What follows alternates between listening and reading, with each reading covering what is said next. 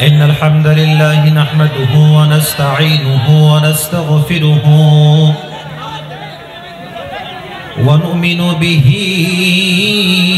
ونتوكل عليه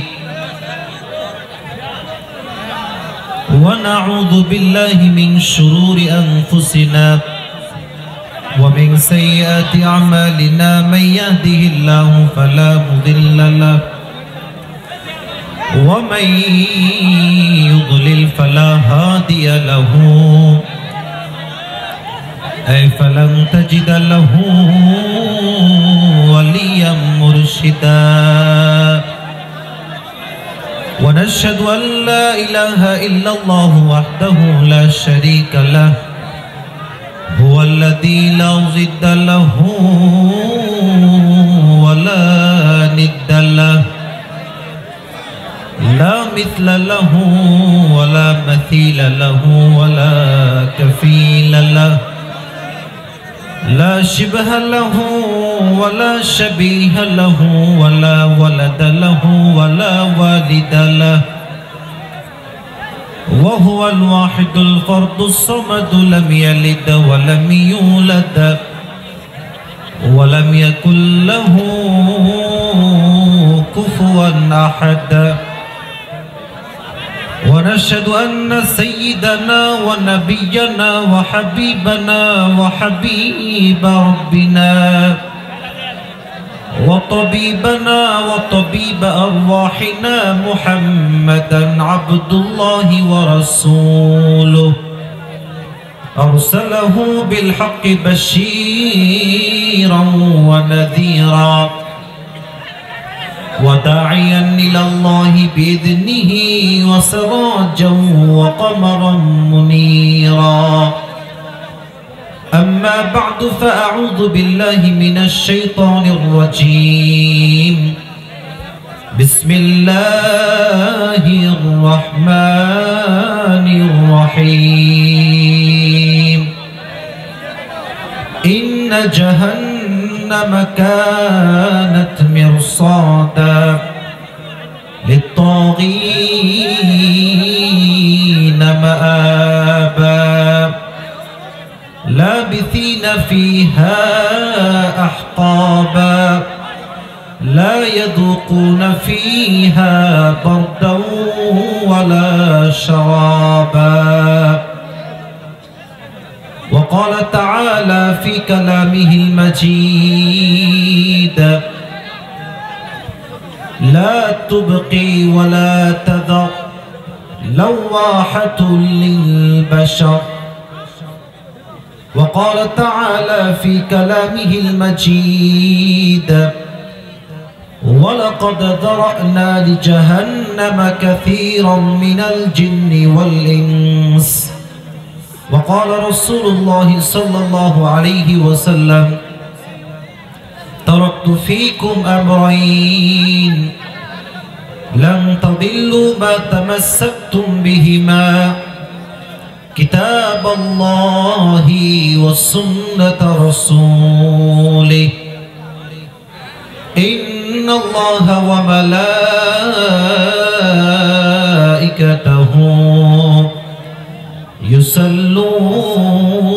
يصلون على النبي يا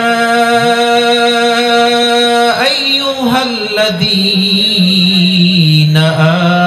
آمنوا صلوا عليه وسلموا تسليما اللهم صل على محمد وعلى آل محمد كما صليت على إبراهيم وعلى آل إبراهيم إنك حميد مجيد বগুড়া সারিয়াকান্দির ভাইয়েরা কেমন আছেন আপনারা সবাই? আলহামদুলিল্লাহ। ভাইজান আপনার সাউন্ডের অবস্থা খুবই খারাপ, খুবই অবস্থা খারাপ সাউন্ডের। বারবার সাউন্ডে ডিস্টার্ব করছে, এই সাউন্ডে কথা বলা যায় না। আমি মনে হয় অনেকবার বলিয়েছি আমার সহকারীকে দিয়ে যেন বক্স দুই পাশের সাউন্ড সর্বোচ্চ বেশি থাকবে। আমার ওয়াজ যদি সুন্দর না হয় মানুষ কথাগুলো শুনে শান্তি পাবে না। একটা প্রোগ্রামের সৌন্দর্য ডিপেন্ড করে দুইটা জিনিসের উপর, এক হচ্ছে সাউন্ড সিস্টেম, দুই হচ্ছে শ্রোতার সর্বোচ্চটুকু রেসপন্স। শ্রোতার রেসপন্স মাশাআল্লাহ মারহাবা everything is okay, but sound system আপনাকে সর্বোচ্চ সুন্দর দেওয়া লাগবে। যদিও সাউন্ড ঠিক আছে এখন মাশাআল্লাহ, আমি আবারও বলছি আপনি দুই পাশের বক্সের বেস বাড়াবেন যেন আমার কণ্ঠ মোটা শোনা যায়। এই তো অনেকটা ঠিক আছে, এখন অনেকটা ঠিক আছে। ইকোটা এত বেশি দিবেন না যে কানে বাজে, এখন যা আছে মাশাআল্লাহ পারফেক্ট আছে। হালকা একটু বেস বাড়াবেন যেন এরকম ঝিরঝিরে আওয়াজটা না হয়। তো আমার যুবক ভাইয়েরা কেমন আছেন আপনারা সবাই? আলহামদুলিল্লাহ, অনেক ভালো লাগলো। যদিও বা অনেক ভিতরে আসছি, মনটা খারাপ, এত ভিতরে চলে আসছি কারণ কালকের প্রোগ্রাম হচ্ছে কক্সবাজার। এখান থেকে প্রায় 14 থেকে 15 ঘন্টার জার্নি কন্টিনিউয়াস প্রসেসে, যদি আমি না থামি, আর থামলে তো কোনো কথাই নাই, প্রায় 22 থেকে 24 ঘন্টা লেগেই যাবে যাইতে। তো এত দূরের প্রোগ্রাম, তার আগের দিন আজকে আমার বগুড়ায় প্রোগ্রাম। তো রেখেছি শুধুমাত্র যুবকদের ভালোবাসা, আবদার। এই ভালোবাসাটা একমাত্র আল্লাহ তাআলার জন্য, এই ভালোবাসা এটাকে হারিয়ে দেওয়ার ক্ষমতা পৃথিবীর কোনো শক্তির কাছে নাই। ঠিক আছে না যুবক ভাইরা? তো এই ভালোবাসার জন্যই মূলত ছুটে আসা। আর এই ঠান্ডা কনকনে শীত, রাত প্রায় 11টা বেজে পার, আপনারা যে বসে আছেন, শুকরিয়া, জাযাকাল্লাহ। এটা আসলেই আনএক্সপেক্টেড, আমি এটা আশা করি না যে এত লোক থাকবে মাহফিলে এত গভীর রাতে। তো আমরা যে সবাই প্রোগ্রামে বসতে পেরেছি, সবাই খুশি না বেজার? বগুড়ার সাউন্ডটা তো আসতে হয় না, জোরে সোরে বলতে হবে, খুশি না বেজার? সকলেই মন খুলে পড়ি আমরা সবাই আলহামদুলিল্লাহ। 1000 নাকি কইল? আচ্ছা, খোর্দ বোলাইল তাই না? হাজীবাড়ি জামে মসজিদ উদ্যোগে আজকে এই প্রোগ্রামটা আয়োজিত। স্থান হাসানপাড়া হাজীবাড়ি জামিয়া মসজিদ, হাসনাপাড়া হাজীবাড়ি জামিয়া মসজিদ প্রাঙ্গণ। আপনাদের মসজিদটা কোন দিকে? পেছনেই আছে? আচ্ছা আচ্ছা। আজকে এই প্রোগ্রামে বামে কেউ আওয়াজ করবেন না, ক্যামেরাম্যান ঠিক করুক, আমি বলছি ঠিক করুক, আপনার কেউ সাউন্ড করবেন না। বসে যাবে বা বসে যাবে, আমি আছি, বসে যাবে, কোনো সমস্যা নাই। বগুড়ার সুলফুল মারামারি করা যাবে না, আমি আছি, কোনো সমস্যা নেই। আজকে এই প্রোগ্রামে সভাপতি রয়েছেন জনাব মুখলিসুর রহমান মুগলো। উনি কি আসছে? ও স্যার এখানে আছেন, মাশাআল্লাহ মাশাআল্লাহ মাশাআল্লাহ। আল্লাহ স্যারকে নেক হায়াত দান করুন, সকলেই পড়ে আমিন। অনেক বয়োবৃদ্ধ মানুষ এবং এত ঠান্ডার মাঝে বসে আছে। আমি তো ভাই অলরেডি, আমার কিন্তু ভেতরে থর করে কাঁপতেছে ঠান্ডাতে, কারণ আমি ভেতরে কিচ্ছু না, জাস্ট সেন্ডু গেঞ্জি পরে আছি আর এই যে just blazer and nothing else. খুব ঠান্ডা লাগতেছে আমার। বাট যেহেতু কথা শুরু করেছি, আমরা যখন কথা বলি আমরা তো বিড়ালের মতো ম্যান করে কথা বলি, আমরা তো সিংহের মতো গর্জন দিয়ে কথা বলতে পছন্দ করি। ঠিক তো গরম হয়ে যাবে, কোনো সমস্যা নেই ইনশাআল্লাহ। তা আমরা সভাপতি সাহেবের জন্য দোয়া করি, আল্লাহ ওনাকে নেক হায়াত দান করুন, সকলেই পড়েন আমিন। আজকে এই প্রোগ্রামে সহ সভাপতি রয়েছেন জনাব আব্দুল ওয়াহেদ ফটো, সহসভাপতি অত্র জামিয়া মসজিদ। উনি কি আসছে? উনি অসুস্থ, সিক তাই না? আচ্ছা, ওনার জন্য আমরা দোয়া করি, আল্লাহ ওনাকে পরিপূর্ণ শেফায়ে আজেলা কামেলা দান করুক, পড়লেন আমিন। আজকে এই প্রোগ্রামে প্রধান অতিথি যিনি আমার পাশেই বসে আছেন, জনাব মোহাম্মদ মাহমুদুল আলম মহসিন।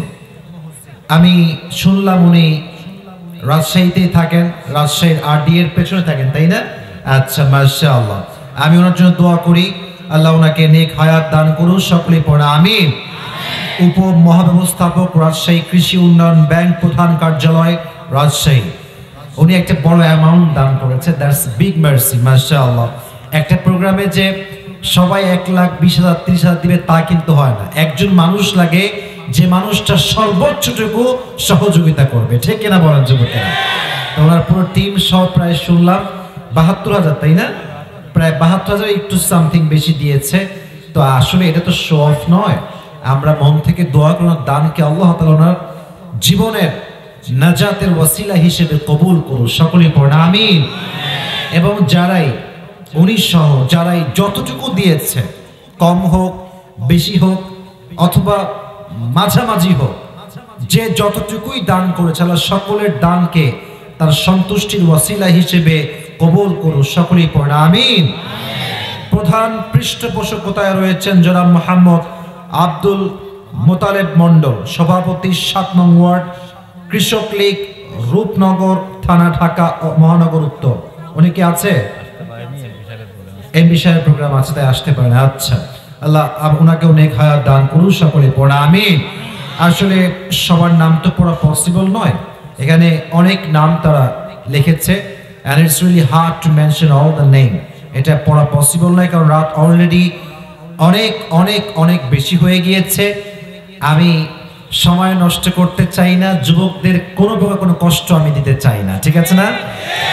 আমি দোয়া করি এই প্রোগ্রাম কমিটির যত যুবক আছে, মুরব্বী আছে, এই মসজিদের সভাপতি, সেক্রেটারি, ক্যাশিয়ার সাহেব, মুয়াজ্জিন সাহেব, খাদেম সাহেব, ইমাম সাহেব, খতিব সাহেব, যারাই এই মসজিদের সঙ্গে জড়িত আছে, আল্লাহ সবাইকে তার দ্বীনের একজন প্রকৃত দায়ী হিসেবে এবং খাদেম হিসেবে কবুল করুন। সকলেই পড়েন আমিন। মাশাআল্লাহ। এটা ছিল ফর্মালিটিস, প্রত্যেক প্রোগ্রামে আমাদেরকে বলতে হবে, দোয়া করতে হবে। তো আমি রাত যেহেতু লম্বা, আপনারা কি আমার ওয়াজ শেষ পর্যন্ত শুনে বাসায় যাবেন? আপনাদের ইনশাআল্লাহ একটা সুন্দর শব্দ, মানে বোধ হচ্ছে আপনারা থাকবেন, আমার একটা বিশ্বাস আছে। আচ্ছা, তবে সারা রাতেই বাপরে আবেগ কাজ করছে, বিবেক কাজ করে না রে ভাই। আবেগ লাগবে না, বিবেক লাগবে। ওই যে ওই একটা মেয়ে যে বললাম না যে আবেগ কাজ করছে, শ্বশুরকে মাইরে ফেলছে, তো বলছে কি রে মারলি কেন রে? বলছে আবেগ কাজ করছে, বিবেক কাজ করে নাই। তো আজকের মাহফিলে আমরা আবেগ দিয়ে নয়, বিবেক দিয়ে কাজ করবো। রাজি আছেন তো ইনশাআল্লাহ? শুধু ওয়াজ শুনলেই তো হয় না, ফজরের নামাজটাও তো জামাতের সঙ্গে পড়তে হবে, ঠিক কিনা বলেন? আমাদের ট্রেন্ড হচ্ছে আমরা ট্রাই করি যে রাত লম্বা করে আমরা ওয়াজ শুনবো, কিন্তু আমরা বুঝি না যে রাত যত আগে আমরা ঘুমাবো তত আমাদের জন্য সুবিধা। আমরা তাহাজ্জুদটাও পড়তে পারবো, ফজরের নামাজটাও জামাতের সঙ্গে পড়তে পারবো। আমরা আজকেও পড়বো। রাজি আছেন তো ইনশাআল্লাহ? আল্লাহ সবাইকে 5 ওয়াক্ত নামাজ বা জামাত আদায় করার তৌফিক দান করুন। সকলেই পড়েন আমিন।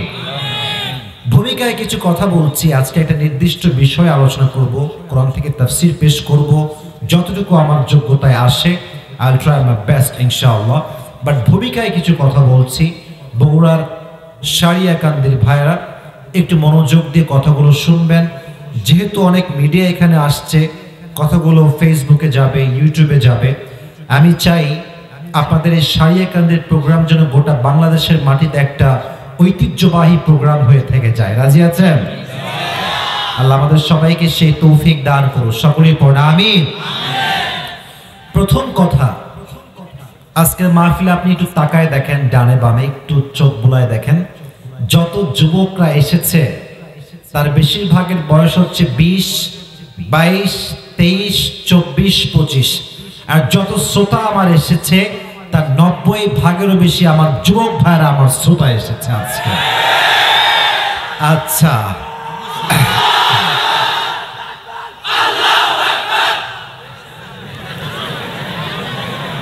তোর বউ কনফার্ম রে ভা?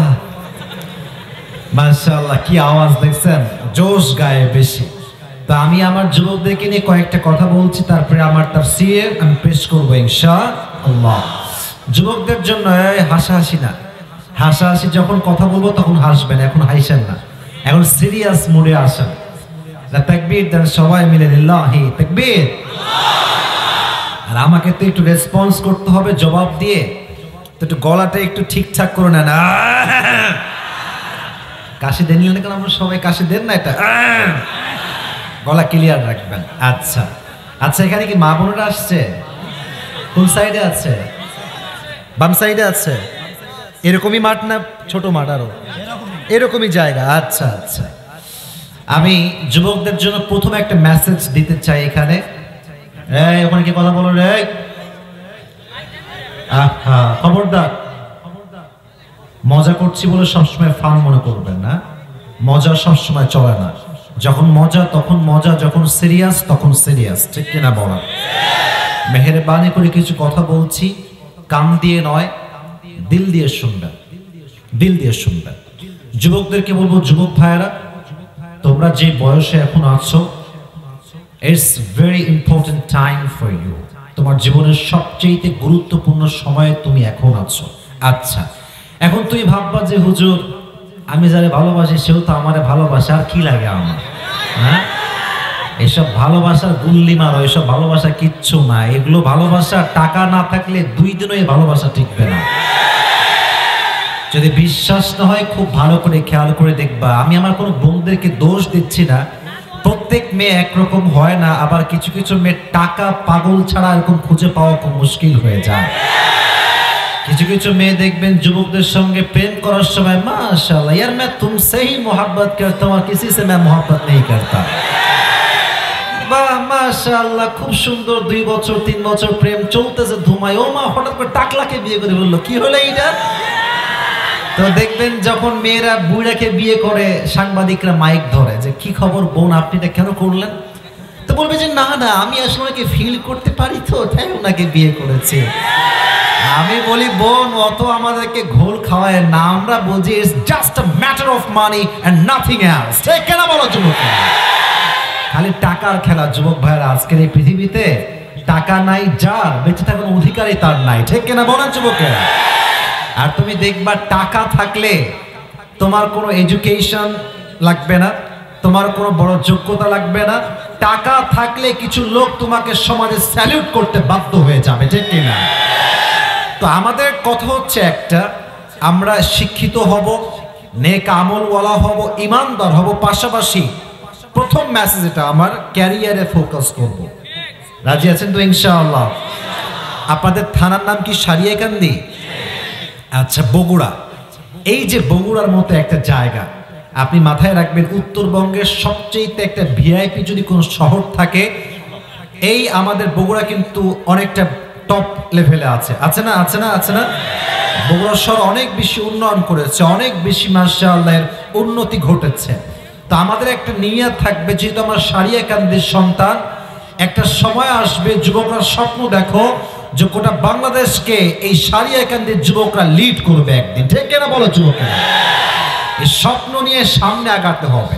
তোমার স্বপ্ন যদি ছোট হয়, সারা জীবনে গ্রামেই থাকবো, কোথাও আমি যাব না, জীবনে তোমার কিচ্ছু হবে না।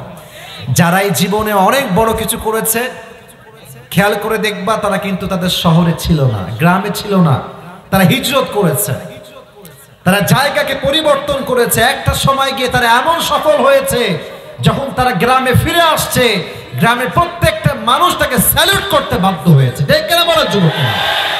ফোকাস অন ইয়োর ক্যারিয়ার, নিজের জীবনকে সুন্দর করো। আর আজকে তুমি যেই মেয়ের পেছনে ঘুরে তোমার ক্যারিয়ারকে নষ্ট করছো, মাথায় রাখবা, মেয়েদের মন ঘুরতে 1 সেকেন্ড তো দেরি হয় না। মেয়েদের মন যাই রাগ করেন আমার বোনেরা, এটা সত্য কথা, এদের মনটা হচ্ছে কিছুটা আকাশের মতো, কখনো মেঘ, কখনো রোদ, তো কখনো বৃষ্টি। আজকে এরে ভাল লাগে, কালকে ওরে ভাল লাগে, কালকে আরেকটারে ভাল লাগে। কিন্তু এই যে মুড চেঞ্জ হচ্ছে আপনার, বাট আপনার মুড চেঞ্জের জন্য যুবকের জীবন যে নষ্ট হচ্ছে, এটাও আপনার খবর রাখা দরকার। ঠিক কিনা বলেন? অত মেয়েদের পেছনে ঘুরে জীবনটাকে নষ্ট কইরো না, ভালো কিছু করো, মেয়ের অভাব জীবনে হবে না ইনশাআল্লাহ। আমাদের সবাইকে নিজের জীবনকে সুন্দর করার তৌফিক দান করুন, সকলেই পড়ুন আমিন। 2 নাম্বার মেসেজ, এটা বলে আমি আমার তাফসীর পেশ করব ইনশাআল্লাহ। আমি আমার যে আয়াত তেলাওয়াত করেছি সেখানে আমি ফিরে যাব ইনশাআল্লাহ। 2 নাম্বার মেসেজ, এটা মাদের জন্য, বোনদের জন্য, আমার মুরব্বী আব্বাজান সকলের জন্য, সেটা হচ্ছে বিয়েটাকে সহজ করে দেন, বিয়েটাকে কঠিন করবেন না, কইরেন না। এটা বিয়ের যখন সময় আসছে দেখবেন, এখানে হয়তো বা বাবা কোনো কমই আছে, আব্বা মনে খুব কম আছে, বাট আমার স্টেজে অনেকে আছে। আমি সবাইকে একটা কথা বলবো, এই যে বিয়ের সময় যখন যুবক বিয়ের প্রস্তাব নিয়ে আসে, কোনোদিন বলে তুমি কি 5 ওয়াক্ত নামাজ কালাম ঠিকঠাক পড়ো কিনা, হ্যাঁ? আগেই বলে তোমার মান্থলি ইনকাম কত, এইটা আগে আমারে কম। আর কিছু কিছু বাবা আছে দেখবেন, যদি ছেলের ইনকাম বেশি হয়, ছেলে কোন জায়গায় গাঞ্জা খায়, মদ খায়, দেখার টাইম নাই, টাকা আছে, বিয়ে দিয়ে দাও এর সঙ্গে আমার মেয়েকে। ঠিক কিনা বলেন? আর কিছু কিছু বাবা আছে মেয়েকে বিয়ে দিবে, রাগটা করছেন নাকি আপনার সবাই? কথা কি বলা যাবে আজকে? যাবে ইনশাআল্লাহ। দেখবেন বাবা বলবে যে আমার মেয়েকে বিয়ে করতে হলে তোমাকে 30 লাখ টাকা দেনমোহর ধার্য করতে হবে, 50 লাখ টাকা দেনমোহর ধার্য করতে হবে। যুবকের পকেটে নাই 10 টাকা, সে 20 লাখ টাকা দিবে কেমনে? এবং এগুলো করতে করতে আমাদের এই সমাজে জেনার সংখ্যা বেড়ে গিয়েছে, বিয়ের সংখ্যা কমে গিয়েছে। তাই কেন বলেন যুবক ভাই? So please take it easy and make it easy. সহজ করে দেন, ফলে কি হবে জানেন? এই যে সমাজে জেনা, ব্যভিচার, অন্যায় চলছে, এটা থাকবে না। প্রত্যেকটা যুবক হবে বিবাহিত, চরিত্রবান যুবক হবে সবাই। ঠিক কেন বলেন যুবকেরা? তবে আমাদের দেশ এমন একটা দেশ, এখানে চরিত্রের বড় অভাব পড়েছে। আজকাল যারা নর্তকী, সারা জীবন যাত্রাপালায় গান করেছে, এরাও সংসদে যাওয়ার চেষ্টা করে এবং সংসদে গিয়ে আলেমদের বিরুদ্ধে বক্তব্য দেওয়ার চেষ্টা তারা করে। ঠিক কেন বলেন? আমরা রাজনৈতিক কোনো বক্তব্য দেই না। আমাকে আগে একজন বলেছে, হুজুর রাজনৈতিক কোনো বক্তব্য দিবে না। আমরা ওইসব দিও না, আমরা ওগুলো বেশি একটা যাইও না। বাট আমাদের কথা একটা, দেশটাকে কেউ মগের মূল্যকে নিয়ে যাবে, বেঈমানি করবে, দেশের টাকা বিদেশের মাটিতে পাচার করবে, আর আমরা আঙ্গুল চুষবো, এটা কষ্টের কারো সম্ভব হতে পারে না। এজন্য আমাদের কথা, নেতা হবে সে যে 5 ওয়াক্ত নামাজি হবে, নেতা হবে সে যে জনগণের মন বুঝবে, নেতা হবে যে সমাজকে পরিবর্তন করতে পারবে। ঠিক কিনা বলেন যুবক ভাই? এরকম নেতা আল্লাহ তাআলা প্রত্যেকটা ঘরে ঘরে দান করুন। সকলে পড়ে আমিন। এবং আমাদের পুরো সমাজটাকে আল্লাহ তাআলা জিনা ব্যভিচার মুক্ত সমাজ দান করুন। সকলে পড়ে আমিন। এবার আমরা 3টা তাকবীর দিব। 3টা তাকবীর দিয়ে আমরা যে আয়াত থেকে তেলাওয়াত শুনেছি, কোরআনের আয়াত, সেখান থেকে আমরা তাফসীর পেশ করব ইনশাআল্লাহ। তো তাকবীর দেওয়ার জন্য সবাই রেডি আছেন তো ইনশাআল্লাহ? গলা হয়তো বা বসে গেছে সবার, একটু এবার সবাই দুটো হাত তোলেন। Raise your hand, raise your hand. মাশাআল্লাহ। আমি তাকবীর দিব, আপনারা আমার সঙ্গে দিবেন। আমি দেখতে চাই বগুড়ার সারিয়াকান্দির যুবকদের শক্তি কত বেশি। রেডি আছেন সবাই ইনশাআল্লাহ? কান টান যেন ফেটে যায় তাকবীর আওয়াজে। লিল্লাহি তাকবীর, লিল্লাহি তাকবীর, লিল্লাহি তাকবীর।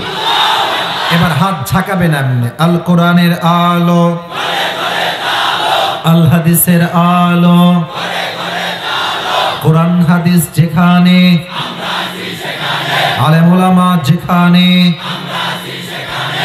সারিয়াকান্দিবাসী যেখানে, আল্লাহ কবুল করুন। সকলে পড়ুন আমিন। আর আমার মানি ব্যাগটা কি রেখে আসলাম নাকি? আচ্ছা আচ্ছা ভাই, মানি ব্যাগটা খুঁজতেছি, কারণ আছে তো। যেহেতু আমি তাফসীর পেশ করব ইনশাআল্লাহ একটা সূরা থেকে, আমি মানি ব্যাগটা রাখলাম না। This is my wallet. এটা দেখলেন তো সবাই আপনারা নাকি? এই ভাই ফাঁকা না, টাকা আছে, টাকা আছে, দেখেন তো টাকা আছে কিনা। আছে, আছে। আমি কেন বলছি এটা, মজা করলাম, just fun, don't take it negatively. আমি যেই যুবক বা যেই মুরব্বী আমার তাফসীর পুরোটা শুনে শেষে গিয়ে মুখস্থ বলতে পারবে, আমার এই বছরের বগুড়াতে এটাই শেষ প্রোগ্রাম। এই বছরের বগুড়াতে আর আসা হবে না। যদি আল্লাহ চাই, এক্সেপশনালি যদি হয় হয়তো আসবো, বাট কোনো প্রোগ্রাম আর বগুড়াতে নেই। এটাই শেষ প্রোগ্রাম। শেষ ভালো যার, সব ভালো তার। তা আমি ঘোষণা করছি, যে যুবক আমার তাফসীর শুনতে পারবে এবং শেষে গিয়ে পয়েন্টগুলো মুখস্থ বলতে পারবে, তাকে আজকে আমি আমার মানি ব্যাগ থেকে যতটুকু পারা যায় দিয়ে পুরস্কৃত করবো। রাজি আছেন তো ইনশাআল্লাহ? দেখবো আজকে কে পায় পুরস্কার। আজকে এই মাইন্ডসেট ক্লিয়ার করবেন। আর আরেকটা বিষয়, যদি কেউ ওয়াজের মাঝখানে উঠে যাওয়ার চেষ্টা করে, ও লুঙ্গি ধরে টেনে ওকে বসায় দিবেন। পুরো বছরে একটা দিন প্রোগ্রাম নিয়ে 1 ঘন্টা আপনি ওয়াজ শুনবেন, এটা কেমনে হয়? কমপক্ষে আমাদের পুরো ওয়াজ শুনে দোয়া করে তারপরে আমরা বাসায় যাব। রাজি আছেন তো ইনশাআল্লাহ? আল্লাহ সবাইকে দোয়া করে বাসায় যাওয়ার তৌফিক দান করুন। সকলে পড়া আমিন। আমি সূরাতুন নাবা থেকে একটি আয়াত তেলাওয়াত করেছি। আজকে আমাদের আলোচনার মূল সেন্ট্রাল থিম বা সাবজেক্ট ম্যাটার, মূল আলোচ্য বিষয় হচ্ছে জাহান্নাম। বগুড়ার সারিয়াকান্দির ভাইরা বলেন, আলোচনার বিষয়বস্তুর নাম কি? মাশাআল্লাহ। এটাই হচ্ছে বগুড়ার সুলপুল। এরা কথা বললে সিংহের মতো গর্জন দিয়ে কথা বলে, ঠিক কিনা? আমি আবারও প্রশ্ন করছি, আজকে আলোচনার মূল বিষয়বস্তু কি? জাহান্নাম। কিছু পয়েন্ট নিয়ে কথা বলবো। How will be the hellfire look like? জাহান্নাম দেখতে কেমন হবে? And how will be the hate of fire? জাহান্নামের আগুনের তাপ কেমন হবে? নাম্বার 3, জাহান্নামের আগুনের ভয় সাহাবা একরামদের মাঝে কেমন ছিল, নবীদের মাঝে কেমন ছিল আমরা জানবো। And finally আমরা জানবো who will enter in the paradise and who will enter in the hellfire. কারা হবে জান্নাতি, কারা হবে জাহান্নামী, এটা কোরআন থেকে জানার দরকার। যুবক ভাইরা আছে না নাই? আছে না নাই? চলুন আমরা তাফসীর শুরু করি। আল্লাহ তাআলা বলছেন ইন্না জাহান্নামা কানাত। আচ্ছা বুঝলাম না, এটা কি তাফসীর প্রোগ্রাম না মাছের বাজার? ছি ছি ছি ছি। যার মন চাইছে সে কথা বলতেছে, যার মন চায় সে আওয়াজ করতেছে। What is this? ছি ছি ছি ছি। তো কোরআন থেকে তাফসীর পেশ করছে, আয়াত পড়ে পারলাম না। যার মতো যার মন চায় কথা বলতেছে, ফোন দিচ্ছে। লাস্ট ওয়ার্নিং দিলাম, এরপরে কথা বললে কিন্তু আমি সহ্য করব না। দেখেন, ভালোবাসাটা ভালোবাসার জায়গায় রাখবেন। ভালোবাসা সবচেয়ে গ্রহণযোগ্য হয় তখন যখন ভালোবাসার সম্মান থাকে। আপনারা বলবেন আসিফ হুজুরকে আমরা ভালোবাসি আর বিশৃঙ্খলা করবেন, অসম্মান করবেন, এই ভালোবাসার কোনো দাম নাই আমার কাছে, কোনো দাম নাই, বিশ্বাস করেন কোনো দাম নাই। আমার ভালোবাসা তখনই মূল্যবান হবে যখন আপনারা আমাকে সুন্দর পরিবেশ দিবেন, তাফসীর আমি পেশ করব, দোয়া করে আমরা একসঙ্গে বাসায় যাব। ঠিক কিনা বলেন যুবক ভাই? This is my last and final warning. পেছনে সামনে, বিশেষ করে এই বামে বামে এই জাস্টটা গরম করে বারবার করে। এই ভলান্টিয়ার কোথায়? আপনাদের ভলান্টিয়ার প্রোগ্রামে ভলান্টিয়ার কোথায় প্রিয় ভাইরা? রাখেন আসছে। আর কেউ যদি কোনো কথা বলে আপনারা সাইজ করবেন, আমার জন্য কথা বলতে না হয়, ঠিক আছে ইনশাআল্লাহ?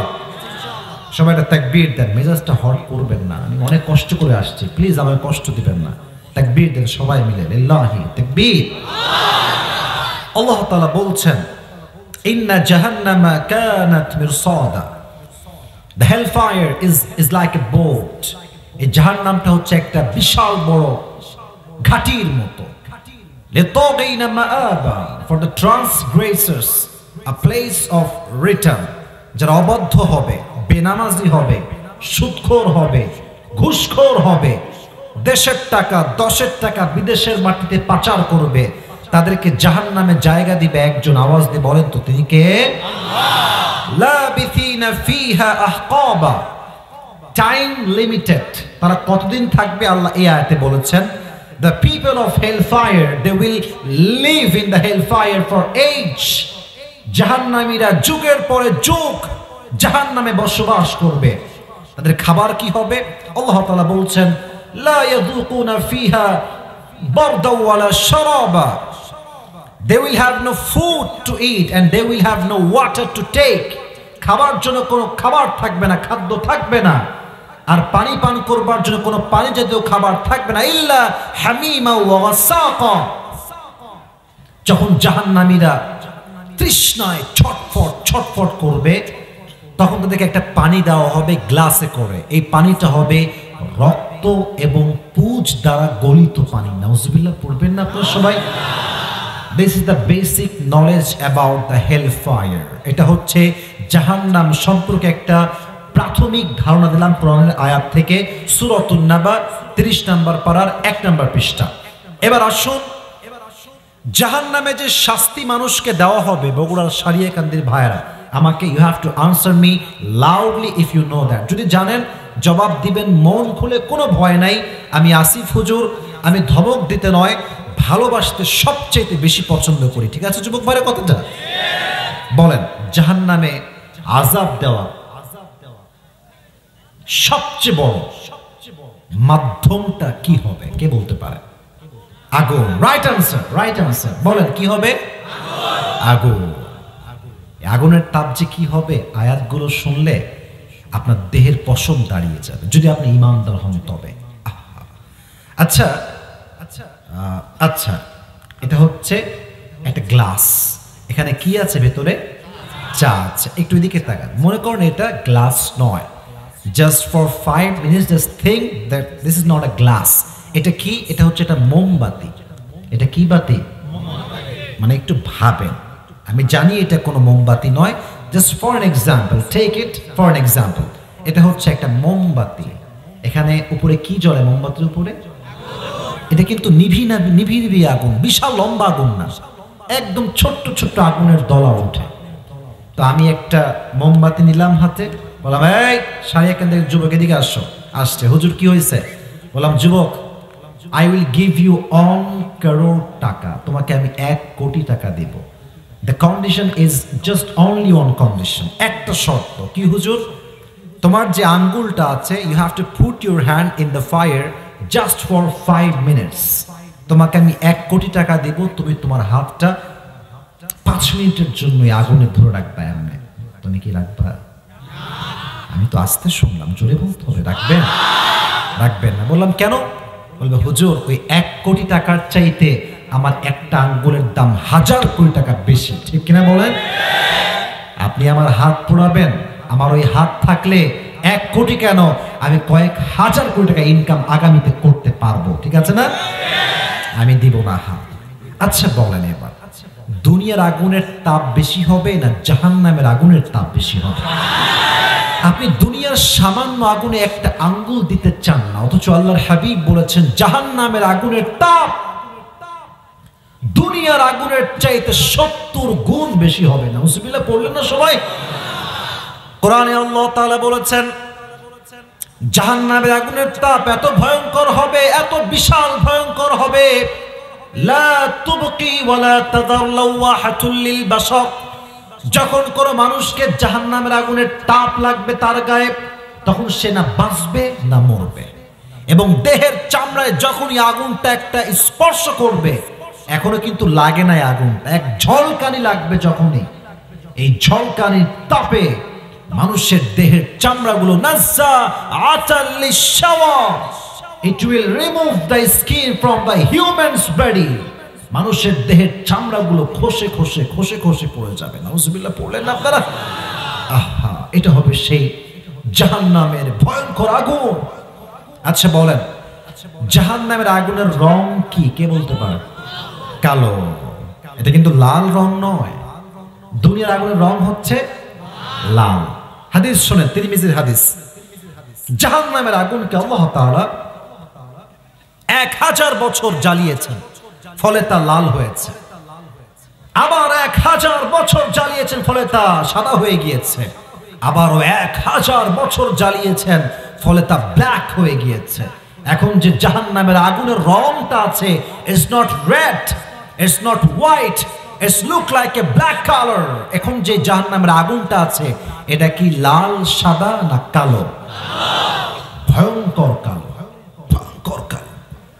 এই হাদিসগুলো আমি কেমনে আপনাকে উপস্থাপন করব? আমার কাছে কোনো ভাষা নাই। আবু বকর রাদিয়াল্লাহু তাআলা আনহু যখন জাহান্নামের বয়ান শুনতেন, এই হাদিসগুলো শুনতেন, আয়াতগুলো শুনতেন, উনি বসে থাকতে পারতেন না, জঙ্গলে চলে যেতেন। জঙ্গলে দেখবেন মাটির উপরে কি থাকে? ঘাস। কি থাকে যুবক ভাইরা? বলো বলো। ঘাস। উনি ঘাসগুলোকে এমনি ধরতেন আর ঘাস ধরে বলতেন, আল্লাহ আমি যদি আজকে ঘাস হতাম, আমাকে জাহান্নামের আগুনের পুরো কোনো ভয় করতে হতো না, আমার কোনো হিসাব থাকতো না। আল্লাহ তুমি যে জাহান্নামের আগুনের কথা কোরআনে বলেছো, এটা চুল পরিমাণ বরদাস্ত করবার কোনো ক্ষমতা আমার কাছে নাই। সুবহানাল্লাহ পড়ে সবাই আপনারা। এটা হচ্ছে সেই জাহান্নামের আগুন। এবার আসুন, জাহান্নামের আগুনের ভয় সাহাবা একরামদের মাঝে কেমন ছিল। এবার আমি হাদিস থেকে রেফারেন্স ভিত্তিক কিছু ঘটনা বলবো, স্টোরি। এখন থেকে যতগুলো হাদিস বলবো সব ঘটনা ভিত্তিক হাদিস। আপনারা যেটা করবেন, যদি পুরস্কার পেতে চান, পুরো হাদিসটা শুনবেন এবং সামারি অফ দ্য হাদিসটা কি, সারাংশটা কি, এটা মাথায় রাখবেন। যখন পুরস্কার নেওয়ার ঘোষণা আসবে, যখন আপনি দাঁড়িয়ে যাবেন, হাদিসের সারমর্ম বলতে পারলেই এনাফ। মাথা ক্লিয়ার আছে সবার ইনশাআল্লাহ? এবার আসুন আমি এক্সাম্পল দিচ্ছি হাদিস থেকে। আচ্ছা প্রশ্ন করি আগে সবাইকে, বলুন ইসলামের ফার্স্ট খলিফা, প্রথম খলিফার নাম কি? আবু বকর রাদিয়াল্লাহু তাআলা আনহু। Right answer. আমি আবার বলছি যাতে করে সবার মেধায় এটা আজীবন থেকে যায়। বাঁধাবার জন্য প্রশ্ন করছি না যুবক ভাইয়েরা, কাউকে ইনসাল্ট করতে চাই না আমি। বলো যুবক ভাইয়েরা মন খুলে, ইসলামের প্রথম খলিফার নাম কি ছিল? আর খলিফা মানে হচ্ছে প্রাইম মিনিস্টার। আমাদের দেশের প্রাইম মিনিস্টারের নাম কি? শেখ হাসিনা। উনি হচ্ছেন just, she is the prime minister of Bangladesh and this is the only one country. এই দেশেরই তিনি প্রধানমন্ত্রী। বাট যারা ওই যুগে প্রধানমন্ত্রী ছিল, আবু বকর, ওমর, গোটা পৃথিবীর শাসন আল্লাহ তাদের হাতে দান করেছে। সুবহানাল্লাহ পড়লেন না আপনারা সবাই? আপনারা সবাই জানেন যে ওমর ফারুক অর্ধ পৃথিবীর শাসন করেছে।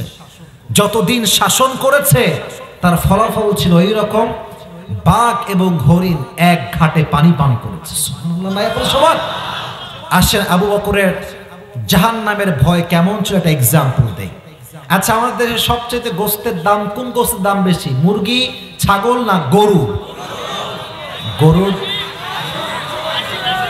তবে গরুর দামও যা বাংলাদেশে আজকাল, মধ্যবিত্ত পরিবারের সন্তানরা গরুর চেহারা যে কবে থেকে দেয় কোনো হিসাব নাই, ঠিক কিনা বলেন যুবক ভাই? তৎকালীন সময়ে আরব বিশ্বে সবচেয়ে দামি খাবারের নাম ছিল সারিদ। একটু নামটা মুখস্থ করবেন, নাম ছিল কি? আমি বলছি আপনারা বলবেন, নামটা হচ্ছে সারিদ। বলেন নামটা কি? সারিদ হচ্ছে the most expensive food in Arabic world. সবচেয়ে দামি খাবারের নাম আরব বিশ্বে সারিদ। আবু বকর রাদিয়াল্লাহু তাআলা আনহু যখন বাসায় আসলেন, তার স্ত্রী ডাক দিয়ে বলছে, আবু বকর, তোমার সন্তান তোমার কাছে একটা আবদার করেছে। আবদারটা হচ্ছে তারা সারিদ খেতে চায়। প্রধানমন্ত্রীর কাছে আবদার, কিন্তু প্রশ্নের জবাব কি দিচ্ছি একটু ভালো করে বুঝবেন। উনি বলছে সারিদ খেতে চায় আমার কাছে। আমার কাছে তো ফুটা করি কিচ্ছু না, আমি কোনোদিনও খাওয়াতে পারবো না। সুবহানাল্লাহ নাই আপনাদের? কে বলছে? প্রধানমন্ত্রী। আমার কাছে সারিদ খাওয়ানোর কোনো টাকা নাই, মাফ চাই আমি, আমার কাছে কিচ্ছু নাই। যখন তিনি এই কথা শুনলেন চুপচাপ থেকে গেলেন, স্বামীর উপরে কোনো কথা বললেন না। দীর্ঘ 3 মাস পরের কথা, হঠাৎ তিনি যখন বাসায় আসলেন, তার বউ আসছে, ছোট্ট একটা প্লেট তার হাতে আছে। বলছে, এই নেন প্লেট। কি আছে প্লেটে দেখি তো? দেখছে প্লেটে কয়েক টুকরা সারিদ রাখা আছে। তো বলছে, এই সারিদ তুমি কই থেকে পেলে? আমি তো তোমার কোনো টাকা পয়সা কিচ্ছু দেই নাই, পেলে কই থেকে তুমি এইটা? বলছে, স্বামী, আপনি যে প্রত্যেক মাসে আমাকে হাত খরচের টাকা দেন, মান্থলি যে টাকাটা দেন, ওটা বাঁচিয়ে বাঁচিয়ে আজকে প্রায় 3 মাস যাবত টাকা বাঁচিয়ে আমি কয়েক টুকরা সারিদ আমার সন্তানের শখ পূরণ করবার জন্য কিনেছি। সুবহানাল্লাহ পড়লেন আপনারা? নেন, আপনি একটু খান।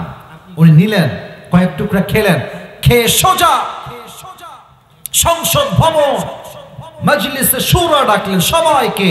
মন্ত্রী পরিষদ, পুলিশ পরিষদ, আর্মি পরিষদ, র্যাব পরিষদ, যা যা ছিল মন্ত্রিত্বের চেয়ারে সবাইকে ডেকেছে।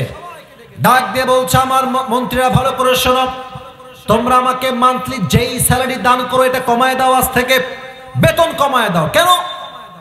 বলছে, তোমরা যে বেতন আমাকে দাও এটা অনেক বেশি হয়ে যায়, কারণ প্রমাণ হয়েছে আমার বউ কয়েক টাকা বাঁচিয়ে সারিদ কিনেছে। এর মানেই হচ্ছে এইটা যে আমার বেতন এর চাইতে কম টাকা হলেও আমার সংসারটা আল্লাহ চালাই নিবে। কিন্তু সব যুবক তো একরকম নয়। কিছু যুবক দেখবেন খুবই নর্মাল, আবার কিছু যুবক দেখবেন ঘাট তারা কিচ্ছু বুঝতে চায় না। তো ওখানে একজন যুবক ছিল, দাঁড়িয়ে গিয়েছে, বলছে একটা অবজেকশন আছে। কি অবজেকশন বলো? বলছে, আপনি রাগ করবেন না তো? বলছে, না বলো, সমস্যা নেই।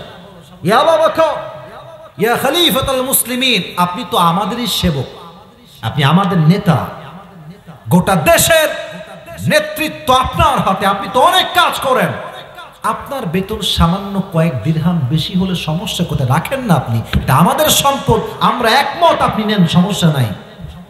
যে জবাব তিনি দিয়েছেন এটাই হচ্ছে আমার জাহান্নামের মূল ফোকাস, মূল মেসেজ। উনি বললেন, রাষ্ট্রের টাকা আমি মেরে খাবো আর জাহান্নামের আগুন আমাকে স্পর্শ করে আমার দেহকে ঝলসে দিবে, এটা আমি আবু বকর চুল পরিমাণ কখনো সহ্য করতে পারবো না। কয়েকটা দিরহাম নেয় নাই, কেন? জাহান্নামের আগুনের ভয়। আর আমাদের দেশে সামান্য কয়েকটা পাট নেতা, সবার কথা বলছি না, সব নেতা একরকম হয় না, কত টাকা যে মেরে খেয়েছে এটা গোনাও আজকে অসম্ভব হয়ে যাবে। এত আস্তে ঠিক বললেন কেন আপনারা? সবাই জোরে কথা বলেন, আপনারা ঠিক কিনা? আপনারা এমন নেতা কখনো চুজ করবে না যারা মানুষের টাকা মেরে খায়। আপনার শের থেকে চুজ করবেন যে জনগণের হককে পরিপূর্ণ আদায় করে। ঠিক কিনা বলো যুবক ভাই? 1 টাকাও মেরে খায় নাই। এবার বলেন ইসলামের সবচাইতে বীর পুরুষ যে খলিফা ছিলেন তার নাম ওমর ফারুক। আমার মুরব্বীরা খুবই অ্যাক্টিভ ডানে বামে, মাশাআল্লাহ। ওমর ফারুক রাদিয়াল্লাহু তাআলা আনহু। বলেন তো আমরা জুমার দিনে মেম্বারে দাঁড়িয়ে হুজুররা কি প্রদান করি? খুতবা। বলেন কি প্রদান করি? খুতবা। আচ্ছা এদিকে তাকান তো আমার দিকে একটু। এই যে আমি যেটা পরে আছি এই ব্লেজারের নিচে এই যে এটা কি পাঞ্জাবি না জুব্বা? জুব্বা। দেখবেন জুব্বা যেটা আমরা পরি এটা কিন্তু একদম টাকনু বরাবর আসে, আর পাঞ্জাবি যেটা আমরা পরি এটা কিন্তু হাঁটুর উপরে অথবা হাঁটুর নিচে। হাঁটুর উপরে যেটা হয় এটা হচ্ছে শর্ট পাঞ্জাবি, আর যেটা হাঁটুর নিচে যায় এটা হচ্ছে লং পাঞ্জাবি। আর জুব্বা যেটা হয় এটা হচ্ছে টাকনু বরাবর আসে। কেন বললাম? হাদিস শুনলেই বুঝবেন। ওই পেছনে দুইজন কই যায়, এই এই কাহা যা রে তুম লোগ ইয়ার, হ্যাঁ খবরদার। আমরা না ওয়াদা করেছি আমরা কি করে দোয়া করে পাশে যাবো না ইনশাআল্লাহ? যাবো না ইনশাআল্লাহ? হ্যাঁ, যদি 2-1 জন উঠে গিয়ে আমাকে মেসেজ দেয় হুজুর আমাদের ওয়াজ আর ভালো লাগছে, রাত অনেক বেশি গভীর রাত, তাহলে আমি দোয়া করব। বাট আপনারা কি চান আমি এখনই দোয়া করে দেই? আপনারা ওয়াজ আমার শুনবেন তো ইনশাআল্লাহ?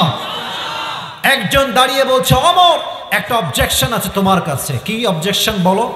বলছে তুমি যে জুব্বাটা পরিধান করেছো জুব্বা এতটা লম্বা কেন ওমর? তুমি কি রাষ্ট্রের টাকা মেরে খেয়েছো? আমি এই হাদিস যখন বলি বা শুনি আমার মনে হয় প্রধানমন্ত্রীকে এই কথা একজন সাধারণ আম জনতা বলছে, আর আমাদের দেশে এই কথা যদি সামান্য কেউ চেয়ারম্যান কেউ বলে, সব চেয়ারম্যানের কথা আমি বলছি না, বাট যদি বলে ওর চামড়া একটা খুঁজে পাওয়া যাবে না। ঠিক কেনা বলেন যুবক ভাই?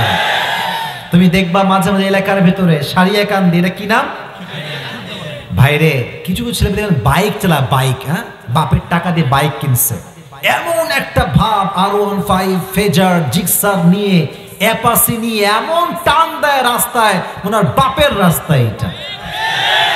তুই কে রে? তোর বাপের নাম কি রে? আমার বাপের নাম অমুক ব্যবসায়ী, অমুক চেয়ারম্যান। তোর বাপের পরিচয়, তোর পরিচয় কি তুই সেইটা বল। কথা আসতে কেন বলছে? তুই কে? তুই কে? তোর বাপকে চিনলাম, তোর বাপ চেয়ারম্যান, তুই কে বেটা? সবচেয়ে বীর পুরুষ হচ্ছে সেই পুরুষ যে বাপের পরিচয় নয় নিজের পরিচয় লাভ করতে পারে। ঠিক কিনা বলেন যুবক ভাই? তো যখনই সে বলেছে তুমি এত লম্বা জুব্বা কেন পরেছো, প্রধানমন্ত্রীর রিয়াকশন, আমার এই ফেশিয়াল এক্সপ্রেশন দেখেন, রিয়াকশন, রাগ নাই, ঢাক নাই, একটা মুচকি হাসি দিয়েছেন। সুবহানাল্লাহ পড়া। বলছে ভাই অবজেকশন এটা?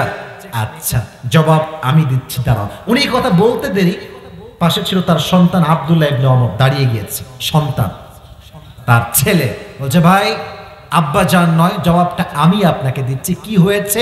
জুব্বা কেন লম্বা আমি আপনাকে বলছি। বলছে বলো। সব মজলিস ভরা, হাজার হাজার মুরব্বী, যুবকের শয়লা, পুরো মসজিদ নববী ভরা আছে যুবক দিয়ে। তার সন্তান বলছে প্রত্যেক বছর 2টা জামা আমরা পাই, একটা আব্বা পায় একটা আমি পাই, কিন্তু আমার আব্বা পুরো মদিনার ভেতরে সবচাইতে লম্বা যুবক। উনি যে জুব্বা এবার পেয়েছেন, জুব্বাটা হাঁটু থেকে সামান্য নিচে নেমে আর নামে না। একজন খলিফাতুল মুসলিমিন যদি শর্ট জুব্বা পরে পাঞ্জাবির মতো, তার ব্যক্তিত্বের সঙ্গে এটা কি বগুড়া সারিয়াকান্দির ভাইরা যায়? যায়? যায় না। এখন কি করবে? যদি চায় তাহলে নতুন জামা কিনতে পারে কি পারে না? পারে। তো তিনি কেনেন নাই। তিনি বলেন এই সন্তান যাও, তোমার যে জুব্বাটা আছে ওইটা নিয়ে আসো। নিয়ে আসছে। বলছে তোমার এই জুব্বা আমার এই জুব্বা একসঙ্গে লাগাও, আর দর্জিকে ডেকে নিয়ে আসো। দর্জি আসছে। কি হয়েছে? হে রাষ্ট্রনায়ক বলেন আমাকে হুকুম কি করবেন? বলছে আমার ছেলের জুব্বাটা নাও, আমারটা নাও, 2টা মিলে একটু তালি লাগিয়ে আমার জুব্বা একটু লম্বা করে দাও। তালি দেওয়া জুব্বা বলেছে, বাট রাষ্ট্রের 1 পয়সা কখনো চুল পরিমাণ মেরে খায় না। আল্লাহু আকবার। এই রাষ্ট্রের যে নায়করা আছে, যে নেতৃত্ব যাদের হাতে আছে, সবার হৃদয়ে জাহান্নামের আগুনের ভয় থাকে, পুরো দেশটা আমার সোনার বাংলাদেশ হয়ে যাবে। ঠিক কিনা বলেন যুবক ভাই? এটা হচ্ছে জাহান্নামের আগুনের ভয়। এতটা বেশি প্রবল ছিল সাহাবায়ে কেরামদের মাঝে। এবার একটা প্রশ্ন, শেষ টপিকে কিন্তু আমি চলে আসছি, বাট আমার ওয়াজ এখনো অনেক বাকি আছে। আমি প্রশ্ন করছি বোঝাবার স্বার্থে, দেখি আপনাদের নলেজ কতটুকু আছে। মা বোনেরা তো বাম পাশে আছে, বলেন জাহান্নামে পুরুষের সংখ্যা বেশি হবে না নারীর সংখ্যা বেশি হবে? খুব মজা লাগতে বলতে, তাই না? নারীর সংখ্যা বেশি হবে। মাথায় রাখবেন এই হাদিসে একটা ব্যাখ্যা আছে। আচ্ছা, আমার কথা বুঝতে আপনাদের কোনো সমস্যা হচ্ছে নাকি? বোঝা যায় যায় যায় যায় যায় হাদিস দুইটাই আছে। এক হাদিসে আসছে নারীর সংখ্যা বেশি হবে, আর এক হাদিসে আসছে পুরুষের সংখ্যা বেশি হবে। আমরা হুজুররা বড় চালাক, পক্ষের হাদিস বলি, বিপক্ষের হাদিস কেউ বলতে চায় না। এক হাদিসে আসছে পুরুষরা অধিক পরিমাণে জাহান্নামে যাবে, বাট মোস্ট অফ দ্য হাদিস হচ্ছে এরকম নারীর সংখ্যা জাহান্নামে সবচাইতে বেশি হবে। বাট জাহান্নামে যাওয়ার সবচাইতে বড় কারণ হবে নামাজ। নামাজ, কোরআনে এটার রেফারেন্স আছে। আল্লাহ তাআলা বলছেন, ইয়াতাসাআলুনা আনিল মুজরিমিনা মা সালাকাকুম ফি সাকার ক্বালু লাম নাকু মিনাল মুসাল্লিন। কিয়ামতের কঠিন ময়দানে জাহান্নামী মানুষগুলোকে প্রশ্ন করা হবে, তুমি কোন আমলে জাহান্নামে আসছো, কোন কাজের কারণে? তারা ডাক দিয়ে বলবে, ক্বালু লাম নাকু মিনাল মুসাল্লিন, আমরা হজ আদায় করেছি, দাড়ি রেখেছি, জুব্বা পরেছি, সব করেছি আমরা, বাট আমরা 5 ওয়াক্ত নামাজি ছিলাম না। একটাই কারণ, আজকে আমি জাহান্নামে হয়ে গিয়েছি, একটাই কারণ, আমি নামাজ পড়ি নাই।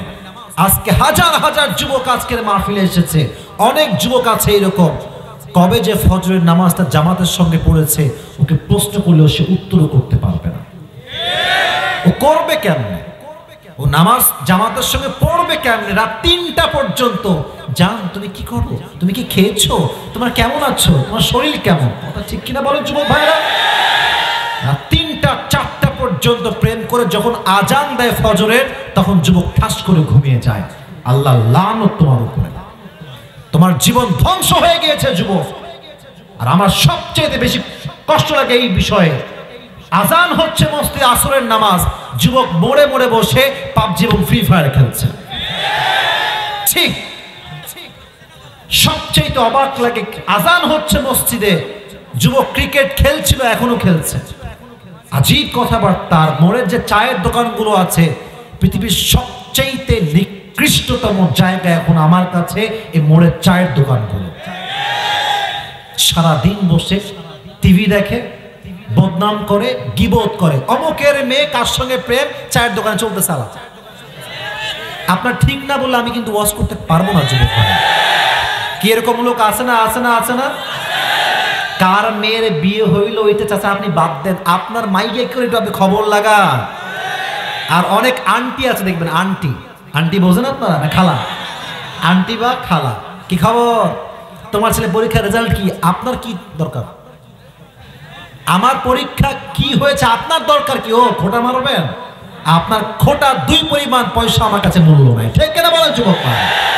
কিছু আন্টি এখানে হয়তো বানায়, অন্য এলাকা আরে না আছে নাকি? আছে, আছে। আন্টি ভালো হয়ে যান, আন্টি আমার ভালো হয়ে যান।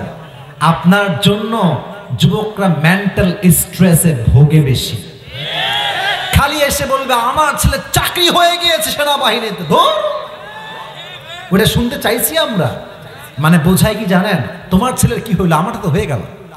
আর এগুলো বলে যুবকের মা, এই তোর জীবনে কি হইলো, তুই আজ অব্দি কিছু করতে পারবি না, অমুককে ছেড়ে দেখ, অমুকের মাইয়া দেখ। তো আমার মাঝে মাঝে মনে হয়, এই যে যারা খালি এক সন্তানকে আর এক সন্তানের সাথে কম্পেয়ার করে, বলে পা ধুয়ে পানি খাবি। তো আমি ফেসবুকে পড়লাম যে এক মা প্রায় মেয়েকে বলতো যে ওই মেয়েটা কত সুন্দর পড়াশোনা করে, ওর পা ধুয়ে পানি খাবি। তো পড়াশোনা করতে করতে গেছে এক ছেলের সঙ্গে ভাইগা, তখন মেয়েটা বলছে আম্মা এবার কি পা ধুয়ে পানি খাওয়া যাবে? তো জায়গা মতো আমার বোনদেরকে বলো, মাদেরকে বলো, প্লিজ নিজের চরকায় তেল দেন। হ্যাঁ, মানুষকে নিয়ে ভাববেন না। যারা মানুষকে নিয়ে বেশি ভাবে তারা তাদের জীবনে কোনো উন্নয়ন করতে পারে না। ঠিক কেনা বলো যুবক ভাই?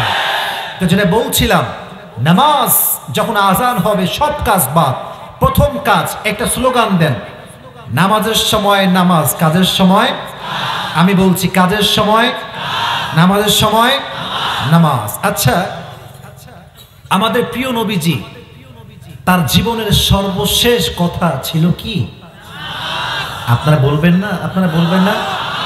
আমি আবার সবার থেকে শুনতে চাই, শেষ শব্দ ছিল কি? নামাজ। নবীজি যেদিন মারা যাবেন, শেষ দিন, ফজরের নামাজের পরে তিনি শুয়ে আছেন তার ঘরের ভিতরে। হঠাৎ করে someone is knocking the door, কেউ গেট আঘাত করেছে, বাড়ি দিয়েছে। নবীজি গেট খুলেছেন। কে এসেছে? জিব্রাইল এসেছে। সুবহানাল্লাহ পড়বেন না? এই সেই সালাম, নবী হে সালাম, আল্লাহ আপনাকে সালাম পাঠিয়েছে। নবী আপনি কেমন আছেন? আপনার শরীর কেমন? নবীজি ডাক দিয়ে বলছে, আমার প্রচন্ড জ্বর হয়েছে, মাথায় প্রচন্ড পরিমাণে ব্যথা, আমি ডান বাম হতে পারছি না, আমার প্রচন্ড জ্বর।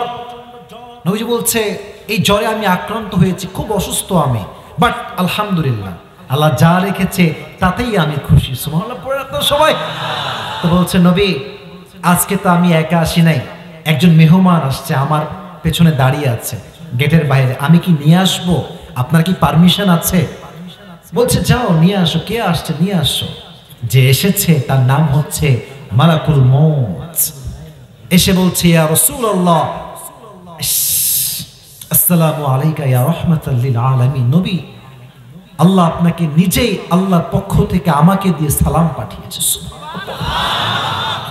বলছে, মালাকুল মউত তুমি আসছো, কি কাজ, কি ডিউটি, বলো আমাকে, কি জবে আসছো? বলছে, নবী আমি তো কারো কাছে একা একা যাই না, আমার নিজের ইচ্ছায় আমি যাই না, আমাকে পাঠিয়েছে এক শর্ত, আওয়াজ দিয়ে বলেন তো তিনি কে?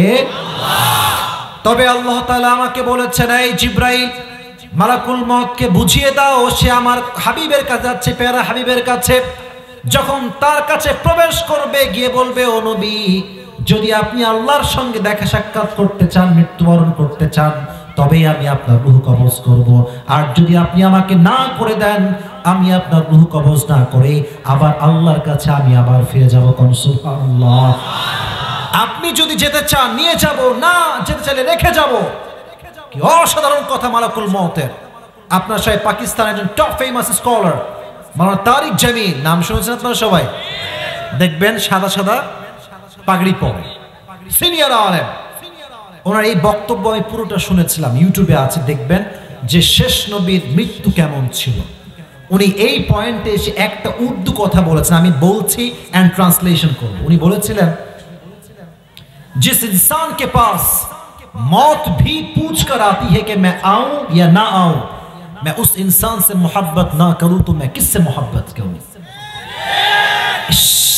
উনি বললেন যে যেই মানুষটার কাছে মৃত্যুটা অনুমতি চায় যে মে আই কামিং স্যার, আমি কি আসবো, আরে আমি সেই নবীকে ভালো না বাসলে মেসি এবং নেইমারকে কোন বিবেকে আমি ভালোবাসবো? ঠিক কেন বলেন যুবক? আমার নবী হচ্ছে আমার আদর্শের সবচেয়ে বড় জায়গা। নবীজি বলছেন, এই জিব্রাইল তুমি কি বলছো, আমার কি যাওয়া দরকার? তোমার মতামত তুমি বলো। বলছে, নবী আমার মনে হয় আপনার যাওয়া দরকার, এই জন্য যে আরশে আজিমে আল্লাহ তাআলা আপনার সাক্ষাৎ পাওয়ার জন্য অপেক্ষায় আছে। সুবহানাল্লাহ। নবীজি বলছে, ঠিক আছে যাও, বুঝে গিয়েছে আমার সময় হয়ে গিয়েছে যাওয়ার জন্য, তো ঠিক আছে আমি ট্রাই করছি কি করা যায়। তো তিনি সঙ্গে সঙ্গে আম্মা জান আয়েশাকে ডাকলেন, আয়েশা কোথায় তুমি, এদিকে আসো। নবী কি হয়েছে আপনার? বলছে, আচ্ছা তোমাকে যে আমি কয়েক টুকরা স্বর্ণ দিয়েছিলাম কয়েকদিন আগে, গোল্ড, সোনা, বোঝেন তো আপনারা সবাই, স্বর্ণ, কোথায় সেগুলো বলো তো দেখি আমাকে। বলছে, নবী সেগুলো তো আমি যত্নের সঙ্গে রেখে দিয়েছি, আমার আলমারিতে রাখা আছে। কি বলছেন বলেন আপনি আমাকে। বলছে, সব স্বর্ণগুলো এখনই এই মুহূর্তে আল্লাহর রাস্তায় দান করে দাও। এই আপনারা যারা আছেন ওই পেছনে দু একজন লোক উঠেছে, একটু বসে পড়েন ওখানে গিয়ে, একটু যান, কয়েকজন বসে পড়েন, ওই যে পেছনে বারে বসলেই হবে, সমস্যা নেই। শোনেন একটা কথা বলি, রাত বেজে গেছে 12:30, এদিকে কুয়াশা প্রচন্ড পরিমাণে, আবার ঠান্ডার প্রভাবটা খুব বেশি। তবে আমার একটা বিশ্বাস হচ্ছে এরকম, যারা ইসলামকে ভালোবাসে, কোরআনকে ভালোবাসে, তারা ওয়াজ পরিপূর্ণ না শুনে বাসায় ফিরতে পারবে না। ঠিক কিনা বলো? আর হ্যাঁ, আর একটা কথা বলি, ছোট্ট কথা, ডোন্ট টেক ইট নেগেটিভলি। অনেক লোক মাহফিলে আসে ওয়াজ শোনার জন্য নয়, বক্তার চেহারা দেখার জন্য তারা আসে, সত্য কথা এটা। এবং তারা যখন বক্তার চেহারা দেখে ফেলে তারা বাসায় চলে যায়। বাট এখন যারা স্টিল যারা বসে আছে এরা আমার জন্য নয়, তার আল্লাহর জন্য মাহফিলে প্রোগ্রামে অ্যাটেন্ড করেছে, ঠিক কিনা বল? যারা যাওয়ার মানে আমার চেহারা দেখতে এসেছিল শুধুমাত্র, আর কিচ্ছু না, তারা they have gone their own place, চলে গেছে তারা এখন। বাট আমরা যারা এখন আছি, আমরা হচ্ছে প্রকৃতপক্ষে অডিয়েন্স। আমাদের ওয়াদা, আমরা শুনবো, পুরস্কার নিব, দোয়া করে দেন বাসায় যাবো ইনশাআল্লাহ। তবে একজন যুবক লাগবে, যে যুবকের বউটু কেউ নয়, একটা বাঘের বাচ্চার মতো হুঙ্কার দিয়ে আবার সুন্দর করে আমরা তাফসীর করবো। কে আছে? দাঁড়িয়ে যাও।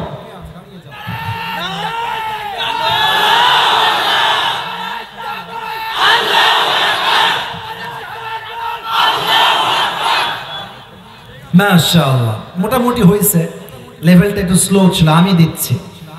এবার সবাই একটা কাশি দেন, লিল্লাহি তাকবীর। আল কোরআনের আলো, আল হাদিসের আলো, কোরআন হাদিস যেখানে, বগুড়াবাসী যেখানে, আল্লাহ কবুল করুন, সকলেই পড়ে আমিন।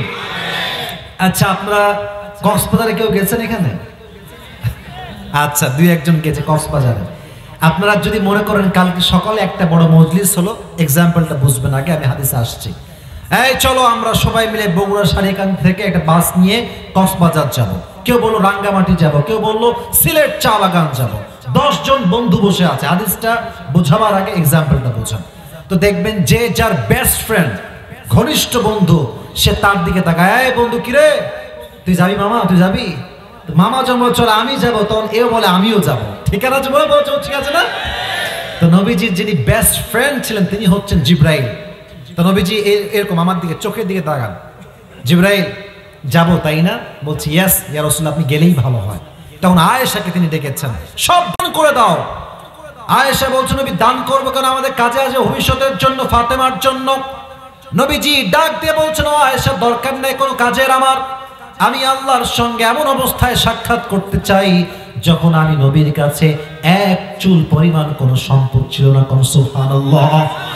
আমি এক টাকা পয়সা নিয়ে মরতে চাই না। আর আমাদের যারা এখানে আমরা এসেছি বেশিরভাগ আমরা মধ্যবিত্ত পরিবারের সন্তান। অনেকে অভিযোগ করে হুজুর অমুকের আইফোন আছে, আমার কাছে নোকিয়াও নাই। অনেকে বলে হুজুর আমার কাছে R15 আছে, আমার কাছে সাইকেলটাও নাই। কষ্টের শেষ নাই।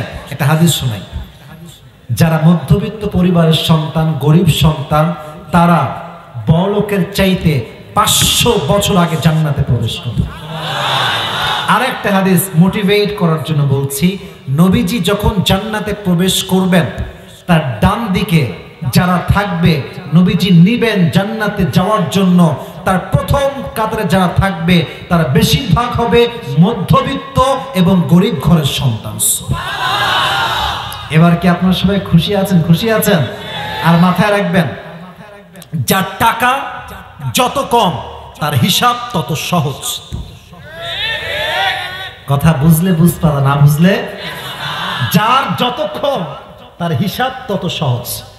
আর একটা হাদিস শোনাই, রাগটা করছেন নাকি আপনারা? একটা মুরব্বীকে কিয়ামতের দিন দাঁড় করানো হবে। মুরব্বী মানে হচ্ছে দুনিয়ায় মুরব্বী ছিল, বাট জান্নাতে যাওয়ার সময় সবাই কি মুরব্বী থাকবে না যুবক হয়ে যাবে? আল্লাহ বলবে এর হিসাব করো, এর হিসাব নাও। যখন হিসাব নিতে আসবে খেপে যাবে, ভাই কিসের হিসাব রে, টাকাই নাই আমার দুনিয়া, কিসের হিসাব আমি দিব? আল্লাহ বলবে এর টাকা পয়সা তো ছিল না, এর কিসের হিসাব? বলবে আমার টাকাও ছিল না, আমি ছিলাম ধৈর্যশীল। আল্লাহ বলবে ইন্নামা ইউওয়াফাস সাবিরুনা আজরাহুম বিগাইরি হিসাব। আজকে এই বগুড়া সারিয়াকান্দির যুবককে তুমি যে ধৈর্যশীল ছিল, গরিব ছিল, আয়াত থেকে বলছি, কোরআন থেকে বলছি, একে বিনা হিসাবে জান্নাতে প্রবেশ করিয়ে দাও। অর্থ সম্পত্তি কম থাকলে জীবনটা অনেক সময় সুন্দর হয়। ঢাকার নাম শুনছেন না আপনারা সবাই? ঢাকার গুলশান নামে একটা জায়গা আছে, শুনছেন? উত্তরা নাম শুনছেন? ধানমন্ডি নাম শুনছেন আপনারা? ওই গেলে বুঝবেন যে কেন বলছি। মার্সিডিজ ব্র্যান্ডের গাড়ি, অডি, BMW, রোলস রয়েস চলতেছে ধুমাইয়া রাস্তায়। দেখলেই মনে হবে আয় আমার কোন জীবনে আমি তো সাইকেল না, এ তো BMW চালাচ্ছে। বাইরে BMW থাকলেই সুখী হওয়া যায় না যদি বান্দা আল্লাহর না হতে পারে। এজন্য মাথায় রাখবেন, মধ্যবিত্ত পরিবারের সন্তান আমি এবং আপনারা, আমাদের কোনো অবজেকশন নাই আমাদের একটা কথা, আল্লাহ তুমি আমাকে যা দিয়েছো তাতেই আমি খুশি, ঠিক কিনা বলেন যুবক ভাই? তো যখন নবীজি বললেন সব দান করে দাও, তখন মালাকুল মউত বলছে নবী এবার কি আমি আমার কাজটা করতে পারি? তখন বলছে করো তোমার কাজ। যখন কাজটা শুরু করবেন তখনই নবীজি আওয়াজ দিয়ে দুটি শব্দ বললেন, এক আসসালাত আসসালাত আসসালাত ওয়া মা মালাকাত আইমানুকুম, হে আমার উম্মতরা নামাজটাকে তোমরা ছেড়ে দিও না, ছেড়ে দিও না, নামাজ তোমরা ছেড়ে দিও না। দুই নাম্বার জবাব মেসেজ হচ্ছে এইরকম, তোমরা কখনো তোমার দাস যারা আছে, কর্মী যারা আছে, এদের সঙ্গে চুল পরিমাণ কোনো খারাপ ব্যবহার কইরো না। সুবহানাল্লাহ বললেন না আপনার সবাই? সর্বশেষ মুহূর্তে নামাজের কথা বলেছেন। তার মানে মুসলমানদের জীবনে নামাজ নাই যার, তার জীবনে কোনো গতি থাকতে পারে না। আপনার সবাই মিজানুর রহমান আজহারীর নাম শুনছেন না? ওনার একজন নানা ছিলেন, আমি জাস্ট হাদিস থেকে বলছি, এটা এক্সাম্পল হিসেবে। নার নাম ছিল হচ্ছে গোলাম সরওয়ার সাইদি হুজুর, হয়তো যুবক অনেকে চিনবা তোমরা। করোনা ভাইরাস যখন ছিল, maybe it has been 2 years, I am not sure, maybe 2 বছর হবে। তখনকার সময় ওনার একটা বক্তব্য ভাইরাল হয়েছিল, যে বক্তব্যে তিনি বলেছিলেন নামাজ নাই যার, ঈমান নাই তার। আপনারা আসতে ঠিক বললেন না, সন্দেহ আছে আপনার? জোরে বলেন। আরেকটা বাক্য উনি পরে বলেছেন যে নামাজ নাই যার, মুসলমান ঘরের সন্তান হিসেবে পরিচয় দেওয়ার অধিকার নাই তার, ঠিক কেন বলেন যুবকেরা? আপনার প্রথম পরিচয় যে আপনি নামাজ পড়েন কি পড়েন না। ওমর ফারুক রাদিয়াল্লাহু তাআলা আনহুর কাছে একবার একজন অগ্নি উপাসক আসছে, এসে বলছে ওমর, আমার যেই মালিক আছে প্রত্যেক দিন আমার কাছে 6 দিরহাম চার্জ করে, আপনি এটাকে কমায় দেন, কারণ আমার দ্বারা দেওয়া পসিবল নয়। ওমর বলছে আরে 6 দিরহাম তো বেশি হচ্ছে, বাট তোমার কাজ কি? বলছে আমি খঞ্জর বানাই। শেষ হাদিস বলছি, এরপরে পুরস্কার দিব। খঞ্জর মানে হচ্ছে চাকু, ছুরি। নাম শুনছেন সবাই? সবাই চেনেন আপনার, চাকু বা ছুরি। বলছে তাই? তোমার খঞ্জরটা কেমন হয়? এই পর্দায় চাদরওয়ালা ভাইয়ার, এই সে হাদিস শুনে যান। ছি ছি ছি, এটা করা যাবে না। আচ্ছা বেজে গেছে প্রায় 1টার কাছাকাছি। 1টা বেজে 5 নাই, কটা বাজে আপনাদের ঘরে? কটা বাজে শুনি? আচ্ছা ঠিক আছে, আমি আমার টাইমে শেষ করবো। প্লিজ দয়া করে শেষ হাদিসটা শুনে আমরা বাসায় যাবো। রাজি আছেন তো ইনশাআল্লাহ? তাকবীর দেন সবাই, লিল্লাহি তাকবীর। তো বলছে তুমি কি কাজ করো? বলছে আমি খঞ্জর বানাই, যার মাকবাদাতুহু ফি ওয়াসাতি, যার হ্যান্ডেলটা হচ্ছে মাঝখানে, ডানেও চাকু বামেও চাকু। আপনার সবাই সুলতান কাবুসের নাম শুনেছেন কেউ হয়তো বা, গুগলে সার্চ করবেন সুলতান কাবুস লিখবেন, দেখবেন একটা ছবি আসবে, যার এই মাজার ডান পাশে এই কোমর বরাবর একটা বিশাল বড় খঞ্জর রাখা আছে। তো বললো আমি তো খঞ্জর বানাই। তো তুমি তো বিশাল ধনী মিয়া, তোমার তো কোটি টাকা ইনকাম, তোমার 6 দিরহাম খুব কম হয়ে যায়, যাও এখান থেকে যাও। তো বলছো ওমর, আমি তো মুসলমান না, তাই সবার বেলায় নরম আর আমার বেলায় গরম, তাই? আচ্ছা দাঁড়াও, খেলা হবে এবার, দেখা যাক তোমার সঙ্গে আমি কি করতে পারি। রেগে মেগে আগুন হয়ে মজলিস থেকে বের হয়ে গেছে, হাদিসে আসছে।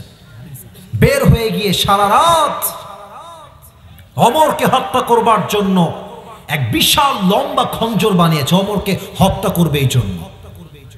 যখন ফজরের নামাজের আজান হয়েছে, ওই অগ্নি উপাসক, অনেকে তো চাদর মুড়ি দিয়ে আছেন, শীতকালে আমরা কি মুড়ি দেই? চাদর তো আমার কাছে নাই, তাহলে বুঝতাম। এই দেখেন চাদরটা কেমনে জানেন? এই যে চাদরটা এমনি ঢাকছে, মেয়েরা যখন বোরকা পরে দেখবেন এমনি ঢাকে। এদিকে চাদর, এদিকে চাদর, নেকাবের মতো করে পুরো গলা মুখ ঢেকে মুনাফিকের বেশে, ছদ্মবেশে আসছে, কেউ তাকে চিনতে পারে নাই। যখন ফজরের আজান হয়েছে, মুসল্লিরা সব চলে আসছে নামাজ পড়বার জন্য, তখন ওমর ফারুক এসেছেন ইমামের জায়গায়।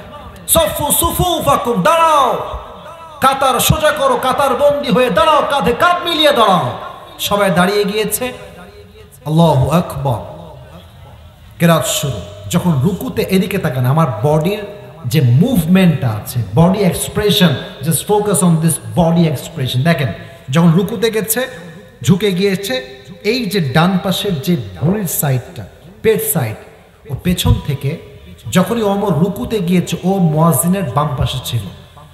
যখনই রুকুতে সে গিয়েছে, চাদরটা তুলে ভেতরে বিশাল লম্বা খঞ্জর ছিল, খঞ্জর দিয়ে সোজা ওমরের যে পেট বরাবর ছুরি দিয়ে ঠাস করে আঘাত করছে। একটা আঘাতে পুরো ছুরি ভেতর ঢুকে গেছে, এবং ওই ঢুকার পরে এইদিকে আমার হাত দেখেন, এমনি চাকু দিয়ে পুরো বডি ঘুরাইছে, পুরো পেট 3 বার পোজ দিয়েছে, 3 বার।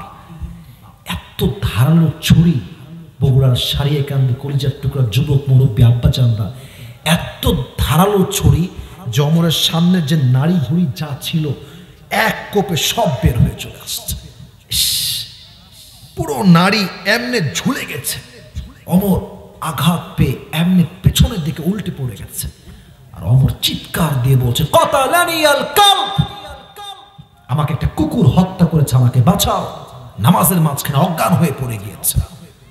আরেকজন সাহাবী ইমামের জায়গায় আসছে, তাকে ধরে নিয়ে আসছে, সব সাহাবা একরাম সাইডে নিয়ে গিয়েছে, ওমরকে বাঁচাও, he is going to die very soon, বাঁচাও তাকে। রাষ্ট্রের সমস্ত চিকিৎসক সবাই আসছে, সমস্ত চিকিৎসক, ডক্টর, স্পেশালিস্ট সব আসছে, ওমরকে বাঁচাতে হবে আজকে। এদিকে তাকান, ওমরকে এভাবে হা করে মুখে পানি দিচ্ছে, পানিটা ঢুকছে গলা দিয়ে, এই পুরো পেট যেহেতু কাটা, নাড়ি যেহেতু বের হয়ে গিয়েছে, পানি ঢুকছে গলা দিয়ে, বাট প্রত্যেকটা পানি পেট দিয়ে বের হয়ে যাচ্ছে। দুধ দিচ্ছে, দুধ পেট কেটে বের হয়ে যাচ্ছে। রাষ্ট্রীয় চিকিৎসকরা দেখে চোখের পানি ধরে রাখতে পারে না, বলছে, ভাই ওমরে ফারুক আর বাঁচবে না, আর বাঁচবে না, শেষ, সময় হয়তো বা শেষ। দীর্ঘ লম্বা সময় পরে ওমরে ফারুকের চোখ সেন্সলেস থেকে একটু চোখ খুলেছে, এই দেখেন চোখটা বন্ধ, হি ওয়াজ সেন্সলেস। সাডেনলি তার জ্ঞান আসছে, চোখটা যখনই খুলেছে, আল্লাহু আকবার, मैं आपको कैसे समझाऊं इस बात को, কেমনে বোঝাবো আপনাকে। প্রথম কথা সন্তান না, প্রথম কথা রাষ্ট্র নয়, প্রথম কথা টাকা নয়, প্রথম কথা বউ নয়, প্রথম কথা মা নয়, প্রথম কথা তার কিচ্ছু নয়। প্রথমে চোখ খুলে বলছে, আসল্লান নাস, এই সাহাবায়ে কেরাম, আমি যে নামাজের ইমাম ছিলাম, আমার অজ্ঞান হওয়ার পরে মানুষগুলো কি সেই নামাজটা আদায় করেছে?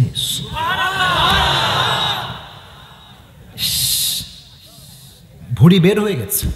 আপনি একটু ফিল করেন না হাদিসটা, খালি ওয়াজ শুনে সুবহানাল্লাহ পড়লে হয় না তো, ফিল করতে হবে আপনাকে। নাড়ি ভুড়ি সব বের হয়ে আছে, রক্ত পুরো সয়লাব, এখনই মারা যাবে। শেষ মুহূর্তে উম্মতরা কি নামাজটা পড়েছিল? নবীর উম্মত কি নামাজটা পড়েছিল আমার পরে? সাহাবা একরাম বলল, ইয়া আমিরুল মুসলিমিন, সবাই পড়েছে, সবাই পড়েছে। উনি একটা মুচকি হাসি দিলেন, কালেমা পড়তে পড়তে আল্লাহর কাছে চলে গেলেন। আমি আপনাকে আর নামাজ নিয়ে কেমনে বোঝাবো? আমি নামাজের কথা আপনাকে আর কেমনে বোঝাবো? আপনাকে কোন কথা বললে আপনি নামাজি হবেন আমাকে বলেন, আমি সেটাই বলি। আমার কাছে কোনো ভাষা নাই। আমার কাছে বড্ড অবাক লাগে সেই মুরব্বীকে দেখে। একজন মুরব্বী আমার কাছে আসছে, বলছে, হুজুর বয়স আমার 70, কিন্তু আমি আজ অবধি সূরা ফাতিহা পড়তে পারি না। এর চাইতে বড় কষ্ট পৃথিবীতে আর কিচ্ছু হতে পারে না, ঠিক কিনা বলো যুবক ভাইরা? 70 বছর বয়স মুরব্বী সূরা ফাতিহা পড়তে পারে না।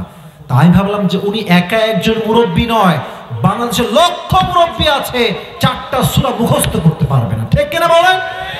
এই জীবনের কি মানে হতে পারে? এই যে হৃদয়টা আছে না, এটা পাথরের চাইতে বেশি শক্ত হয়ে গিয়েছে। আজান শুনলে মসজিদে আসতে মনে চায়। যে এখানে সব মুরব্বীরা আছে, জিজ্ঞেস করেন আপনি, ফজর আজান হোক না, আপনি দেখবেন মসজিদে গিয়ে ইমাম সাহেব, মুয়াজ্জিন সাহেব, এলাকার কিছু পরিচিত মুরব্বী ছাড়া বেশিরভাগ যুবককে ফজরের নামাজে হারিকেন দিয়ে খুঁজে পাওয়া যায় না। বিপক্ষে গেছে, ঠিক বলবেন না আপনারা? কথা বলেন ঠিক না যুবক ভাই?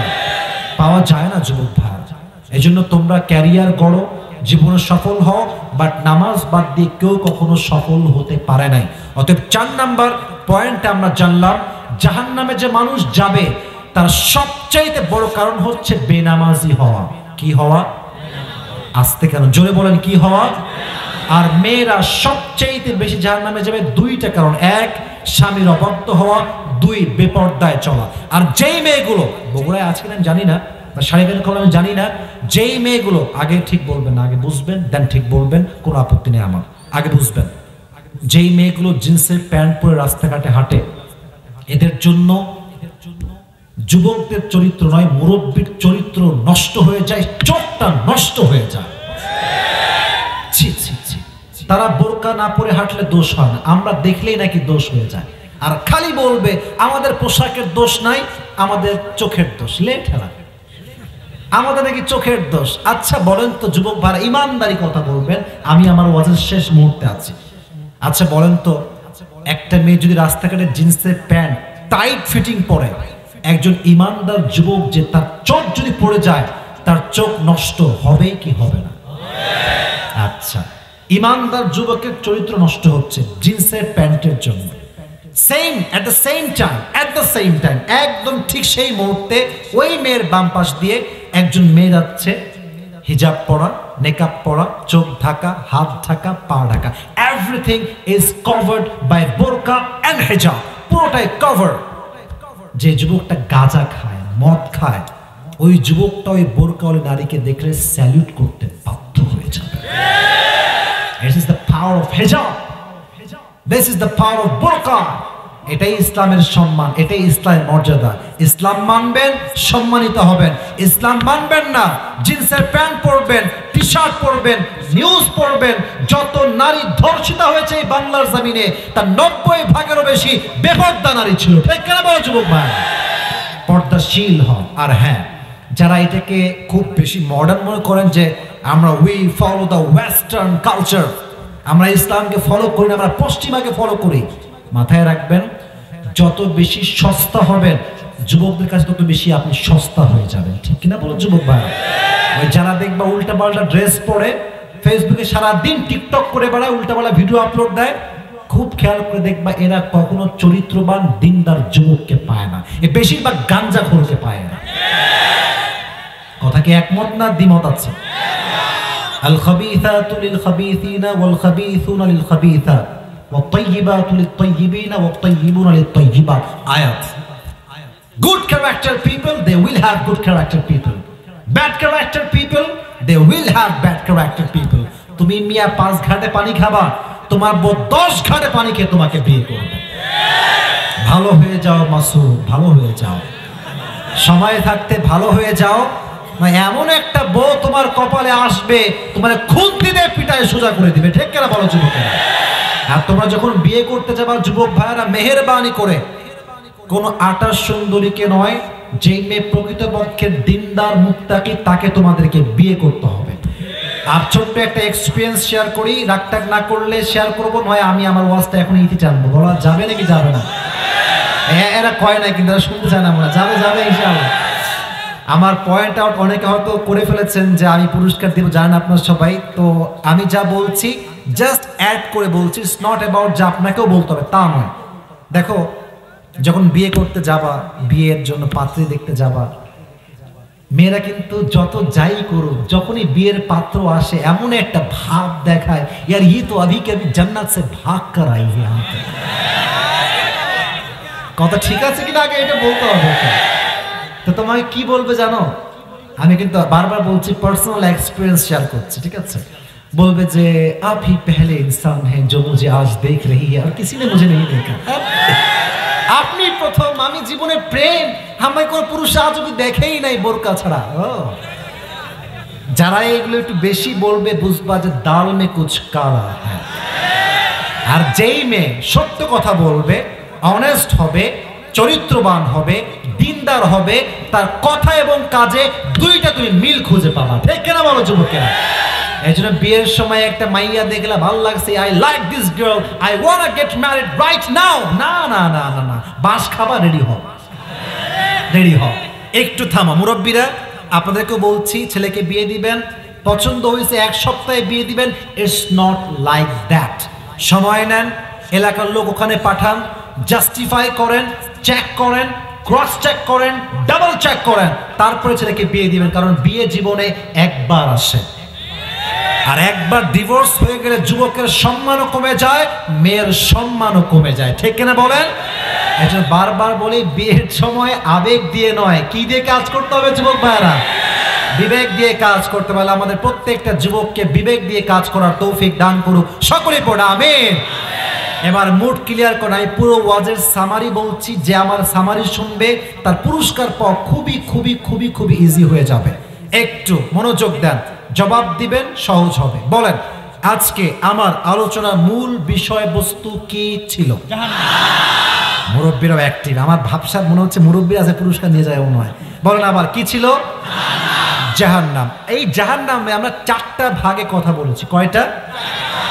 আমি শুনি না, সবার মুখে বলতে হবে। কয়টা? 4টা। এক, জাহান্নামটা দেখতে কেমন হবে কিছু বেসিক নলেজ নিয়েছিলাম আয়াত থেকে। সূরাতুন নাবা 30 নম্বর পারার 1 নম্বর পৃষ্ঠা। এর বেসিক নলেজ ছিল এরকম, জাহান্নামটা হবে বিশাল বড় একটা ঘাটির মতো, বিশাল লম্বা ঘাটি বা নৌকার মতো বিশাল লম্বা হবে, এবং এখানে বসবাস করবে তারা বেনামাজি ছিল যারা। এবং এই জাহান্নামে বসবাস করবে কতদিন মানুষ? আল্লাহ বলছে লাবিথিনা ফিহা আহকাবা, যুগের পরে যুগ তারা বসবাস করবে। খাদ্য থাকবে? থাকবে না। পানি দিবে? কিসের পানি? রক্ত এবং পুজ। এই যে বেসিক নলেজ বললাম, 2-1টা কথা মাথায় রাখলেই এনাফ। রাজি আছেন তো ইনশাআল্লাহ? 1 নাম্বার। 2 নাম্বার বিষয় ছিল জাহান্নামের শাস্তি যা দিয়ে দেওয়া হবে এর সবচাইতে বড় মাধ্যমটা বলেন না সবাই, কি ছিল? আগুন। এই সাদা গেঞ্জি, ওই খবরদার আর না, শেষ মুহূর্তে আছি তো আর ঝাড়ি দিব না, জান। বলেন কি ছিল যুবক ভাইয়েরা? আগুন। আগুনের ক্ষেত্রে অনেক আয়াত অনেক হাদিস, বাট ওটা এত রিপিট করব না। 2টা মাথায় রাখবেন। এক, দুনিয়ার আগুনের চাইতে জাহান্নামের আগুনের তাপ কত গুণ বেশি হবে। আচ্ছা, আরেকটা হাদিস, তিরমিজির হাদিস, জাহান্নামের আগুনকে আল্লাহ তাআলা 1000 বছর জ্বালিয়েছেন, ফলে তা লাল হয়েছে। আবার 1000 বছর জ্বালিয়েছেন, ফলে তা সাদা হয়েছে। এবং সর্বশেষ আরো 1000 বছর জ্বালিয়েছেন, ফলে তা কালো হয়ে গিয়েছে। তাহলে জাহান্নামের আগুনের যে এখন কালার, এটা কি রেড, হোয়াইট না ব্ল্যাক? ভয়ঙ্কর কালো রূপ এখন জাহান্নামের আগুনটা ধারণ করে আছে। তাহলে আমরা বুঝলাম জাহান্নামের আগুনের তাপ কম না বেশি? 2টা হাদিস। আরেকটা আয়াতের ট্রান্সলেশন বলবো, জাস্ট ট্রান্সলেশন। এরকম ট্রান্সলেশন, নাজ্জাআতাল লিশাওয়া, জাহান্নামের আগুনের তাপ যখনই মানুষের দেহে স্পর্শ করবে, দেহের প্রত্যেকটা চামড়া, অঙ্গ প্রত্যঙ্গ খসে খসে পড়ে যাবে। নাউজুবিল্লাহ পড়বেন না আপনারা? এই 2টা হাদিস, একটা আয়াত মাথায় রাখলে, অথবা 2টা হাদিস বললো আমি আপনাকে পুরস্কারের মাঝে শামিল করবো ইনশাআল্লাহ। 2 নাম্বার বিষয়। 3 নাম্বার বিষয় ছিল এরকম যে জাহান্নামের আগুনের ভয় সাহাবায়ে কেরামদের মাঝে কেমন ছিল। প্রথম এক্সাম্পল দিয়েছিলাম হাদিস থেকে, ইসলামের প্রথম খলিফা নাম কি? আবু বকর রাদিয়াল্লাহু তাআলা আনহু। জেনেছি আমরা এই কথা যে ওনার সন্তানরা কি খেতে চেয়েছিল? সারিদ। বলেন সবাই, কি খেতে চেয়েছিল? তো উনি বলেছিলেন যে আমার কাছে কয়েক লাখ টাকা আছে, যাও বের করে নাও। ইয়েস নাকি নো? উনি বলেছেন আমার কাছে I don't have enough money to give you the সারিদ। নাই আমার কাছে টাকা পয়সা কিছু না, আমি গরিব মানুষ, বাদ দাও সব। বাট তিনার স্ত্রী কি করেছিলেন? 3 মাস টাকা জমিয়ে কি দিয়েছিলেন?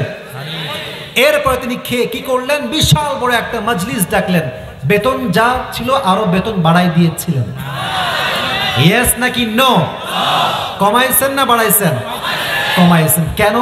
যদি রাষ্ট্রের 1 পয়সা আমি মেরে খাই, আমাকে জাহান্নামের আগুনে পোড়াবে একজন। আওয়াজ দিয়ে বলেন তিনি কে? 1 নাম্বার হাদিস গেল। খুবই সহজ হাদিসটা, জাস্ট বলবেন যে আবু বকর জাহান্নামের আগুনের ভয়ে রাষ্ট্রের থেকে 1 পয়সা মেরে খায় নাই, বেতন যা ছিল আগে তার চাইতে কমাইছে। হাদিসের সারাংশ হচ্ছে এটা।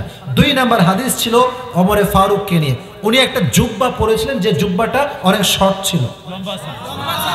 বুঝি নাই, শর্ট ছিল না লং ছিল? লম্বা, লং ছিল। তো মাছ থেকে একজন দাঁড়ায় কি বলেছিল যে তুমি কি রাষ্ট্রের টাকা মেরে খাইছো? জুব্বা লম্বা কেন ওমর? তো ওমরে ফারুক একটা গুলি করে মেরে ফেলছেন। কি করেছেন? একটা মুচকি হাসি দিয়েছেন। মারহাবা বলবেন না তো সবাই? তো জবাবটা তিনি দিয়েছেন না তার সন্তান দিয়েছেন? বলেছিল যে আব্দুল্লাহ ইবনে ওমর বললেন যে আচ্ছা আমি জবাব দিচ্ছি, শোনো, আমার আব্বা কি হাইটে ছোট না লম্বা? তো যে জুব্বা রাষ্ট্র থেকে পেয়েছে এটা সাইজে কি হয়ে গিয়েছে? খাটো হয়ে গিয়েছে। বাট রাষ্ট্রনায়ক যদি খাটো জুব্বা পরে, এটা কি তার ব্যক্তিত্বের সঙ্গে যায়? তো তাই তিনি তার সন্তানের জুব্বা নিয়েছে, নিজের জুব্বা নিয়ে দর্জি দিয়ে তালি লাগিয়ে পড়েছে। কেন? তিনি চাই নতুন জুব্বা কিনতে পারতেন, বাট জাহান্নামের আগুনের ভয় তাকে 1 টাকা রাষ্ট্রের মারতে দেয়নি। সুবহানাল্লাহ পড়েন না সবাই? এটা হচ্ছে 2 নাম্বার হাদিস। তাহলে জাহান্নামের আগুনের ভয় সাহাবা একরামদের মাঝে কেমন ছিল, এই প্রেক্ষাপট বুঝাতে গিয়ে আমরা দুটি হাদিস জাস্ট শুনেছি। সর্বশেষ কথা, and this is my last and final concept, জাহান্নামে যারা যাবে, maximum of them they will be people those who are not perform the salah, যারা নামাজি ছিল না, those who do not perform the salah, যারা নামাজি ছিল না তারা হবে জাহান্নামী। দলিল কি? ইয়াতাসাআলুনা আনিল মুজরিমিনা মা সালাকাকুম ফি সাকার ক্বালু লাম নাকু মিনাল মুসাল্লিন, সূরাতুল মুদ্দাথির। আল্লাহ তাআলা বলছেন জাহান্নামীরা বলবে আমাদের জাহান্নামে যাওয়ার একটাই বড় কারণ যে আমরা নামাজি ছিলাম না। কি ছিলাম না?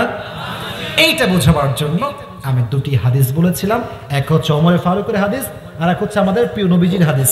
নবীজির জীবনের সর্বশেষ মেসেজ ছিল দুইটা। সারিয়া কান্দিরে ভাইরা, কয়টা? আরো জোরে, কয়টা? এক, নামাজ। বলেন সবাই আসসালাত। আর জোরে কন না কেন? আসসালাত। এই সালাত মানে কি? টমেটো সালাদ? এটা হচ্ছে নামাজ। এটা মানে কি? এক নাম্বার মেসেজ। দুই নাম্বার মেসেজ ছিল তোমরা তোমাদের দাস, স্টাফ, কর্মচারী এদের সঙ্গে কখনো খারাপ ব্যবহার করা যাবে। তার দুইটা মেসেজ জীবনের সর্বশেষ মুহূর্তে ছিল। এবং ওমর ফারুক যখন তাকে হত্যা করা হয়েছিল, তার নারী ভুঁড়ি সব বাহিরে ছিল, এন্ড তার অবস্থা ছিল মরার মতো অবস্থা। শেষ মুহূর্তে তিনি যেটা বলেছিলেন সেটা হচ্ছে একটাই বাক্য, উম্মতেরা কি নামাজ পড়েছে কিনা? সুবহানাল্লাহ পড়লেন না আপনারা? তাহলে এই দুইটা হাদিস থেকে বুঝলেন যে ইসলামের ভিতরে নামাজের কোনো গুরুত্ব নাই। পেছনের ভাইরা বললেন না কেন? আছে না নাই? অতএব একটা ওয়াদা করেন, তার পুরস্কার দিব। সবাই হাত তুলতে হবে না, কষ্ট দিতে চাচ্ছি না। ওয়াদা করবেন বাঘের মতো গর্জন দিয়ে। আমি যা বলি you have to repeat after me. আমি যা বলছি আপনিও বলবেন। সবাই এক বাক্যে আমাকে বলেন, হুজুর। ইয়ার জোর সে বলো, বলেন হুজুর। আমরা আজকে সারিয়া কান্দির এই মাহফিলে জবান খুলে বলবেন ওয়াদা করছি। এই যে এমনে ধাক্কা দিয়ে বলেন ওয়াদা করছি, আজ থেকে আমরা 5 ওয়াক্ত নামাজ বা জামাত, জোরে বলেন বা জামাত আদায় করব। জোরে সরে বলেন ইনশাআল্লাহ। আল্লাহ তুমি আমার যুবকদেরকে, মুরব্বী আব্বাজানদেরকে, আমার প্রিয় মা বোনদেরকে সবাইকে তুমি 5 ওয়াক্ত নামাজি বান্দা বান্দি হিসেবে কবুল করো। পড়া আমিন। এবার কে পারবে হাত তোলো? মাশাআল্লাহ, মাশাআল্লাহ, মাশাআল্লাহ। অনেকে হাত তুলছে, বাট আমার চোখটা ওর দিকে আগে গেছে।